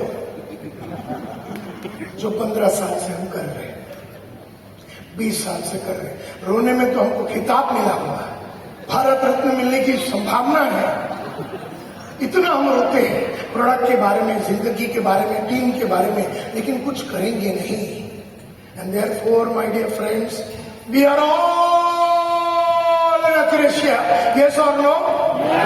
we are in akrasia because we don't want to change, or we don't want to change because change means a lot of, जोर से बोलिए, change means a lot of, change means a lot of, change means a lot of, change means a lot of, change means a lot of, change means a lot of, and therefore we are, change means a lot of, and therefore we are happy the way we are within our own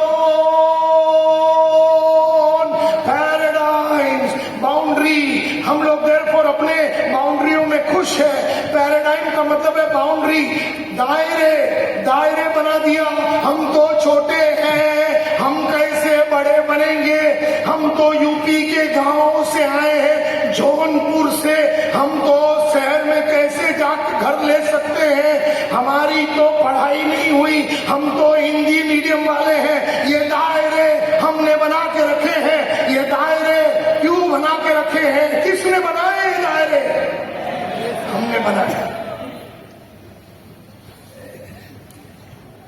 हमने बनाए ये दायरे। We are happy the way we are within our own boundary. अब देखिए, we are in अक्रेशिया। अक्रेशिया में हम क्यों हैं? क्योंकि हम परिवर्तित नहीं होना चाहते। क्यों परिवर्तित नहीं होना चाहते? क्योंकि परिवर्तन में बहुत दर्द है। एंड देयरफॉर हम हैप्पी है, संतुष्ट है। संतोषम, कुछ उन्होंने कहा ना, संतोषम परम सुगम। ये अपने दिल को बहलाने के लिए हरामी लोगों ने काम न करने के लिए ये डायलॉग सब बना के रखा हुआ है। ये डायलॉग मारने से काम करने की आवश्यकता ही नहीं है। संतोषम परम सुखम, ये डायलॉग मार दो। फिर और भी डायलॉग है, जितना चादर है उतना ही पैर फैलाओ। अरे चादर बड़ा बनाओ, डबल लगाओ। ये सारी चीजें हमने अपने दायरे में रहने के लिए पूरे डायलॉग बाजी का बंदोबस्त किया है। Are you with me? So We are in athleisure because we don't want to change. We don't want to change because change means a lot of pain, sacrifice, difficulty, challenge, trouble, risk. And therefore we are happy the way we are within our own. जोर से बोलिए paradigm, जोर से बोलिए paradigm, जोर से बोलिए paradigm, जोर से बोलिए।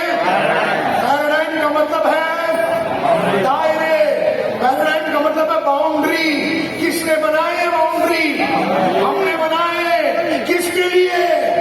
अपने लिए। क्यों?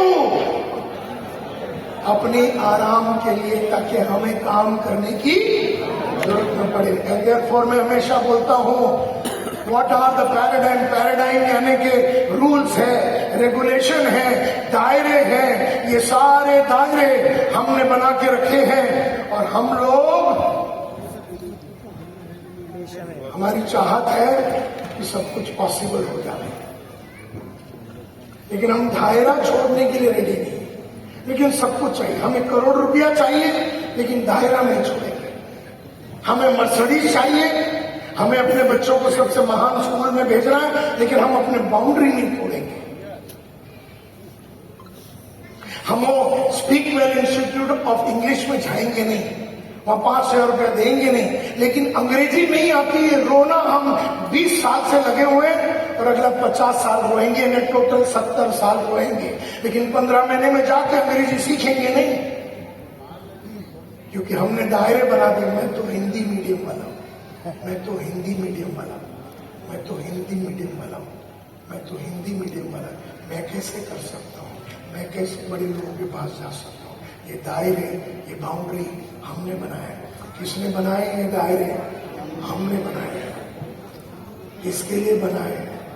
हमारे लिए बनाए। क्यों बनाए? हमारे कंफर्ट जोन के लिए।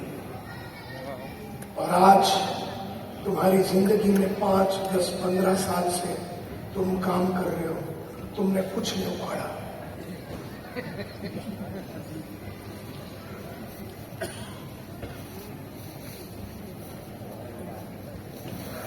तुम वो लड़के हो या वो लड़की हो जिसने अपने माँ बाप को कुछ बढ़ा दिया ही नहीं। तुम वो हस्बैंड हो जिसकी बीवी ने सपने देखने बंद कर दिए। तुम वो बाप हो जिसके बच्चे ये कभी सोच ही नहीं सकते कि हम जाके अमेरिका या सिंगापुर या ऑस्ट्रेलिया पढ़ेंगे और पढ़ के हम वापिस आके इधर धंधा लगाएंगे, ऐसा सोच ही नहीं सकेंगे। तो आज का दिन बहुत अच्छा दिन है और अगला 2 महीने में तुम्हें अपनी काया पलट करनी है। Are you with me? आप में से कितने लोग अगले 2 महीने में अपना काया पलट करने चाहिए? और अगर ऐसा है तो आपको दिन रात एक सवाल अपने आप से पूछना पड़ेगा, और वो सवाल है ये, एक सवाल जो आपको अपने आप से पूछना पड़ेगा। लेकिन उसके पहले I want to take you through another subject. कहते हैं वो जो कैशियर है ना, कैशियर जिसको पकड़ के हमने लाया था, क्या बनाया हमने उसको अपना डाउनलाइन में अप्लाई। मैंने वो कैशियर को पकड़ के लाया, अब मैंने वो टीचर को पकड़ के लाया। वो टीचर क्या करती थी? टीचर की 30,000 पगार थी, दिल्ली में स्कूल में पढ़ाती है, उसे 30-40,000 रुपीज सैलरी। पिछले 20 साल का एक्सपीरियंस है उसको। टीचर कोई बहुत बड़ा घर में नहीं रहती है, उसका हस्बैंड थोड़ा अपाहिज है, तो घर में ही पढ़ा रहता, 2 बच्चे हैं टीचर, तो उसको पकड़ के हमने नेटवर्किंग में लाया। अब टीचर रोज स्कूल जाती थी और प्राइमरी टीचर है समझो, और वो बच्चों को पढ़ाती थी। A for apple, BAT bat, बैटे ने बल्ला, CAT कैट, कैटे ने बिल्ली। और पिछले 20 साल से CAT कैट, कैटे ने बिल्ली, BAT बैट, बैटे ने बल्ला सिखाया। क्या टीचर को रोज सुबह स्टूडेंट्स को लाना पड़ता? हाँ या ना? 50 आइटम रेडीमेड आ जाते हैं। टीचर को नए स्टूडेंट लाने नहीं पड़ते, टीचर को रेडीमेड 50 मिल जाते हैं। सिखाना क्या है, जोर से बोली, क्या कहने, CAP क्या कहने, और 20 साल से रेडीमेड आइटम है। टीचर को कुछ पढ़ाई करनी है नहीं, कोई अपग्रेडेशन करनी है। 30,000 का अगले साल 35 हो जाए, 40 हो जाए, टीचर्स हो। अब अपन ने उसको पकड़ के नेटवर्किंग में डाला।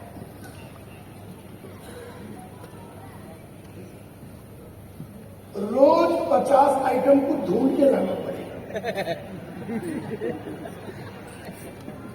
50 को ढूंढ के लाना पड़ेगा, रेडीमेड कोई नहीं। मार्केट में जाना पड़ेगा, 50 सरदार को पकड़ के लाना पड़ेगा, तो सामने बिठाना पड़ेगा, सपने दिखाना पड़ेगा, पढ़ाना पड़ेगा, लिखाना पड़ेगा, फील्ड अकम्पनीमेंट करना पड़ेगा, सरदार को उठाना पड़ेगा। यानी वो टीचर की पूरी जिंदगी की काया पलट करनी पड़ेगी। टीचर की कोई क्वालिटी हमारी कंपनी या नेटवर्किंग या डायरेक्ट सेलिंग में काम में नहीं आती। टीचर का पहचान भी बच्चों से। टीचर ने कभी पैसा मांगा नहीं किसी से, टीचर ने कभी किसी को कोई चीज बेचा नहीं, टीचर कभी मार्केट में नहीं गए। उसको पकड़ के डाउन लाइन बना दिया तो मैं कहता हूं, when the paradigm shifts everyone goes back to zero. Teacher को पकड़ के हमने नेटवर्कर बनाया, अब टीचर को जीरो बनना पड़ेगा और टीचर को जीरो से सारी चीजें, नेटवर्किंग की सारी क्वालिटियां डेवलप करनी पड़ेगी। और मैं अगर उसका अपलाइन हूं तो मुझे टीचर में वो सारी क्वालिटी डेवलप करवानी पड़ेगी। अब कैशियर को पकड़ के लेके आया और पैसे गिनता था, पैसे देता, पैसे गिनता था, नंबर बुलाता, पैसे देता। ये कलाकारी हमारे लाइन में तो कोई फायदे की है नहीं। तो जब वो आदमी आता है तो वो जीरो है, और जीरो से हमें ABCD और डायरेक्ट सेलिंग सिखानी पड़ेगी उसे। And that's the most important aspect of life. So my dear friends, मैं हमेशा कहता हूं, when the paradigm shifts, everyone goes back to zero। आज से 40 साल पहले क्रिकेट का एक दायरा होता था, क्रिकेट खेलने का एक तरीका होता था, एक बाउंड्री होता था, एक तरीका होता था, और वो किस तरह का क्रिकेट खेला जाता था। 40-45 साल पहले कितने दिन का क्रिकेट होता था? 5 दिन का। उसको बोलते हैं टेस्ट मैच। इस टेस्ट मैच की दुनिया में हमारे देश के एक बहुत ही नाटा सा आदमी बहुत नाम लिया बैटिंग की दुनिया में। 16 साल के उसके करियर में 32 सेंचुरी उसने लगाए। लिटिल मास्टर सनी उसका नाम क्या है उसका? सुनील गावस्कर, दुनिया का सबसे महान बैट्समैन। 16 साल में 32 सेंचुरी, लिटिल मास्टर। और उसके शॉट्स के बारे में, उसकी फियरलेसनेस के बारे में, हेलमेट के बिना खेलने के बारे में कितनी चर्चाएं हुई। और फिर एक दिन क्रिकेट का दायरा बदला और आया नया टाइप का क्रिकेट। क्या बोलते हैं उसको? वनडे। भाई साहब ने कितना सेंचुरी बनाया वनडे में? एक। वो भी तड़प तड़प के एक बनाया नागपुर में, क्योंकि वो वनडे मैच खेल रहा था 5 डे की टेक्निक को यूज करते हुए। वनडे, क्योंकि पैराडाइम शिफ्ट हो गया। When the paradigm shift everyone goes back to zero. Gavaskar को अपने आप को जीरो बना के क्रिकेट वापस सीखने की जरूरत थी, लेकिन वो उम्र में और पैसे में इतना आगे निकल गया था कि उसने बोला, यार ये सब छोड़ो, रिटायर ही हो जाता हूं। वो तो रिटायर हो गया। रिटायरमेंट के पहले उसने अपना रोकड़ा अंदर कर लिया। अपना केस तो वो है नहीं। कहने का मतलब ये है, when the paradigm shifts everyone goes back to zero. 5 day के मैच में सही बॉल पे मारना होता है। अब सही बॉल शाम को 5 बजे आएगा तो 5 बजे शॉट लगाएंगे। 1 डे मैच में बॉल आते ही शॉट मारना है और 2020 में बॉल आने के पहले शॉट मार देना पड़ता है। कहने का मतलब यह है, जब जब दायरा बदलता है हर आदमी जीरो हो जाता है, उसे जीरो से उठना पड़ता है। जब टीचर नेटवर्किंग बनी तो वो बन गई हीरो, जब कैशियर नेटवर्कर बना वो बन गया। उसकी पूरी 40 साल का पूरा तजुर्बे से हमें कोई लेना देना नहीं है। हमें ABCD नेटवर्किंग का और डायरेक्ट सेलिंग का सिखाना पड़ेगा।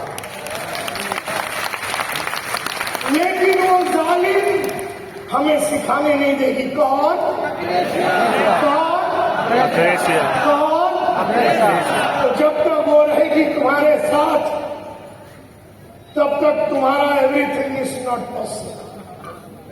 जब ही वो जाएगी या तुम्हें रोज उस पर हावी होना पड़ेगा, तब जाके तुम काम करोगे और तुम्हें एवरीथिंग इज पॉसिबल हो जाएगा। अंत में मैं खाली इतना ही बताना चाहूंगा माय डियर फ्रेंड्स, अब इस दायरे को अगर तोड़ना है तो अपने आप से एक सवाल सुबह, दोपहर, रात को पूछना है। और इससे मैं अपना टॉपिक को एंड करूंगा। हर दिन सुबह, शाम, रात, जिंदगी भर तुम्हें अपने आप से एक सवाल करना है, एक सवाल करना है। और वो सवाल क्या है? इसको बोलते हैं पैराडाइम शिफ्ट क्वेश्चन। दायरे को शिफ्ट करने का एक क्वेश्चन आपको अपने आप से पूछना पड़ेगा। It's known as the paradigm shift question. और सवाल क्या है? अंग्रेजी में लंबा दिख रहा है, लेकिन मैंने उसके अंदर ब्रैकेट डाला हुआ है। अब आप देखेंगे यहां पर ब्रैकेट डाला हुआ है, यहां तक ये पढ़ना नहीं है। तो इसमें लिखा है, What today is impossible to do in my life, what today is impossible to do in your business, but if it could be done, would fundamentally change what you do. आज मेरी जिंदगी में, आज मेरे धंधे में, आज मेरे डाउनलाइन के साथ इम्पॉसिबल क्या है, नामुमकिन क्या है? आज मेरी जिंदगी में नामुमकिन क्या है? अगर मैंने वो कर दिया तो मेरी जीवन का काया पलट हो जाएगा। जब मैं 5,000 रुपया महीने का कमाता था, अपने आप से मैंने ये सवाल किया, आज मेरी जिंदगी में इम्पॉसिबल क्या है? अगर मैंने वो कर दिया तो मेरा जीवन का काया पलट हो जाएगा। जब मैं 5,000 रुपया कमाता था, अपने आप से पूछा, आज मेरी जिंदगी में नामुमकिन क्या है? तो हमने कहा 50,000 रुपये महीने का कमाने का। जैसे ही हमने पूछा, हमने अपने आप से जब 5,000 रुपये कमा रहे थे, हमने अपने आप से पूछा, आज मेरी जिंदगी में पर महीने का इनकम में इम्पॉसिबल क्या है? और अगर वो मैंने कर दिया तो मेरे जीवन का काया पलट हो जाएगा। तो मेरे मन में बोला 50,000 रुपये इम्पॉसिबल था। लेकिन हमने सोचा, जैसे ही आप सोचेंगे, आप 50,000 की तरफ निकल गए। जब मैं 50,000 रुपये कमाता था, तब मैंने अपने आप से पूछा, संतोष Nair, what today is impossible to do in your life, but if it could be done to fundamentally change what you do, आज तेरे जीवन में असंभव क्या है, इम्पॉसिबल क्या है? अगर तूने वो कर दिया तो तेरे जीवन का काया पलट हो जाएगा।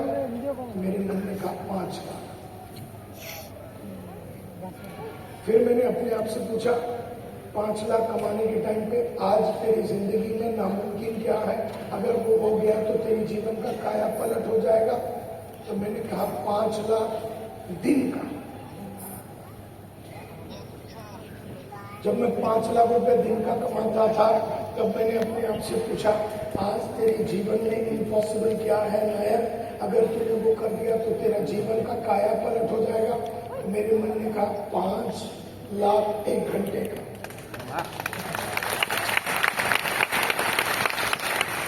माय डियर फ्रेंड्स, जब जब आप ये सवाल पूछेंगे, आप अपने दायरे के बाउंड्री पे पहुंच जाएंगे। जैसे आप जब भी ये सवाल करेंगे अपने आप से, तो आप अपने अगर कौन है वहां पर बात कर रहा है? ये दायरा है, ये दायरा है।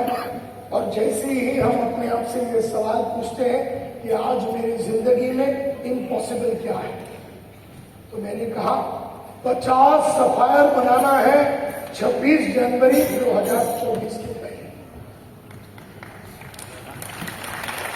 इम्पॉसिबल है। जैसे मैंने पूछा तो मैं मेरे दायरे के बाउंड्री पे चला गया। मेरे दायरे के बाउंड्री से मुझे नया दायरा मिल गया। मैंने उसमें उड़ी मारा। 5,000 वाले से मैं 50,000 के दायरे में आ गया। 50,000 में थोड़े दिन रहा, उस दायरे में रहा। फिर पूछा अपने आप से, हेलो नैर, अब ये 50,000 का दायरा बन गया, अब तेरे जीवन में असंभव क्या? मैंने 5 लाख। तो उस दायरे के बाउंड्री पे पहुंच गए। वहां पर 5 लाख दिन का दिखा। दायरा छोड़ना पड़ेगा, पैराडाइम को तोड़ना पड़ेगा, बाउंड्री को तोड़ना पड़ेगा। और ये सवाल तुम्हें अपने आप से पूछना पड़ेगा। लगातार अगर तुमने ये सवाल किया तो तुम तुम्हारे दायरे को तोड़ेंगे। और इस वर्ड के अंदर यहां देखिए क्या है ये वर्ड, इम्पॉसिबल। आज का प्रोग्राम का नाम क्या है? Nothing is impossible. Nothing is impossible if you ask this question. It's known as the impossible question. अपने आप से ये इम्पॉसिबल वाला क्वेश्चन लगातार पूछते रहिए। आज मेरे जीवन में इम्पॉसिबल क्या है? आज मेरे टीम में इम्पॉसिबल क्या है? आज मेरे टेरिटरी में इम्पॉसिबल क्या है? आज ये न्यूट्री चार्ज का ये प्रोडक्ट से इम्पॉसिबल क्या है? हो सकता है 1000 बोतल बेच रहे महीने का, हमने कहा 10,000 बोतल बेच रहे महीने, इम्पॉसिबल, लेकिन हो गया। तो अपने आप से प्रोडक्ट को लेके ये सवाल करो, अपने टाइम को लेके, अपने टीम को लेके, अपने इनकम को लेके, अपने कमीशन को लेके, अपने इंसेंटिव को लेके, अपनी लाइफ को लेके, अपने डाउनलाइन को लेके।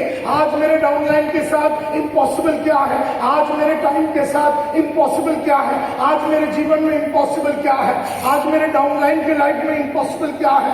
आज मेरे लाइफ में नंबर ऑफ पीपल को लाना इम्पॉसिबल क्या है? अगर मैंने इस इम्पॉसिबल के ऊपर काम कर दिया तो मेरा जीवन का काया पलट हो जाएगा। एंड फिर एवरीथिंग इज पॉसिबल।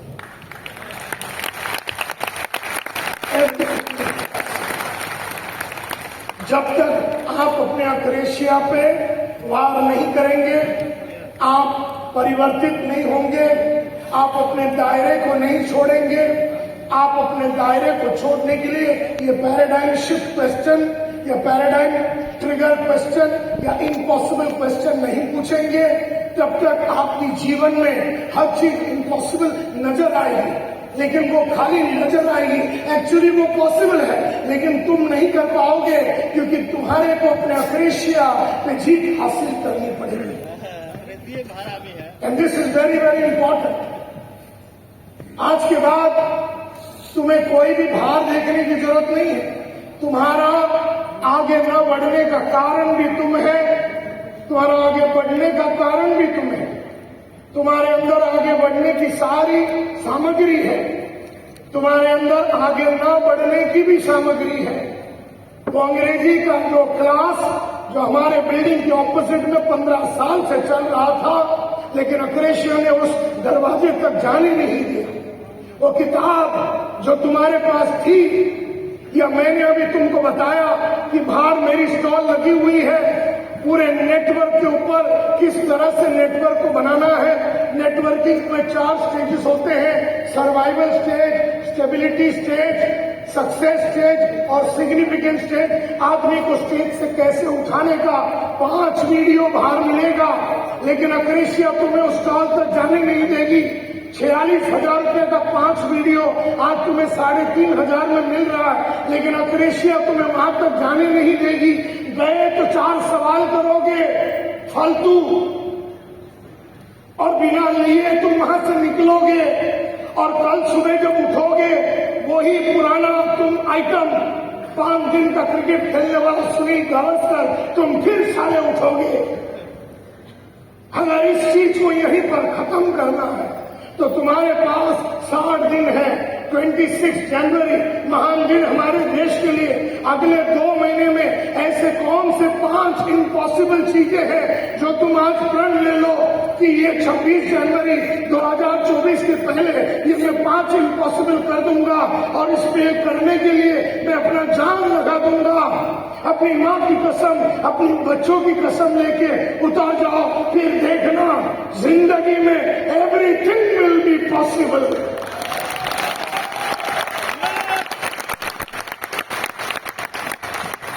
यही बताने के लिए मैं बंबई से यहां तक आया था। माय डियर फ्रेंड्स, आप लोग सब लोग जिंदगी में लगातार आगे बढ़े, ऐसा मैं आशीर्वाद देता हूं।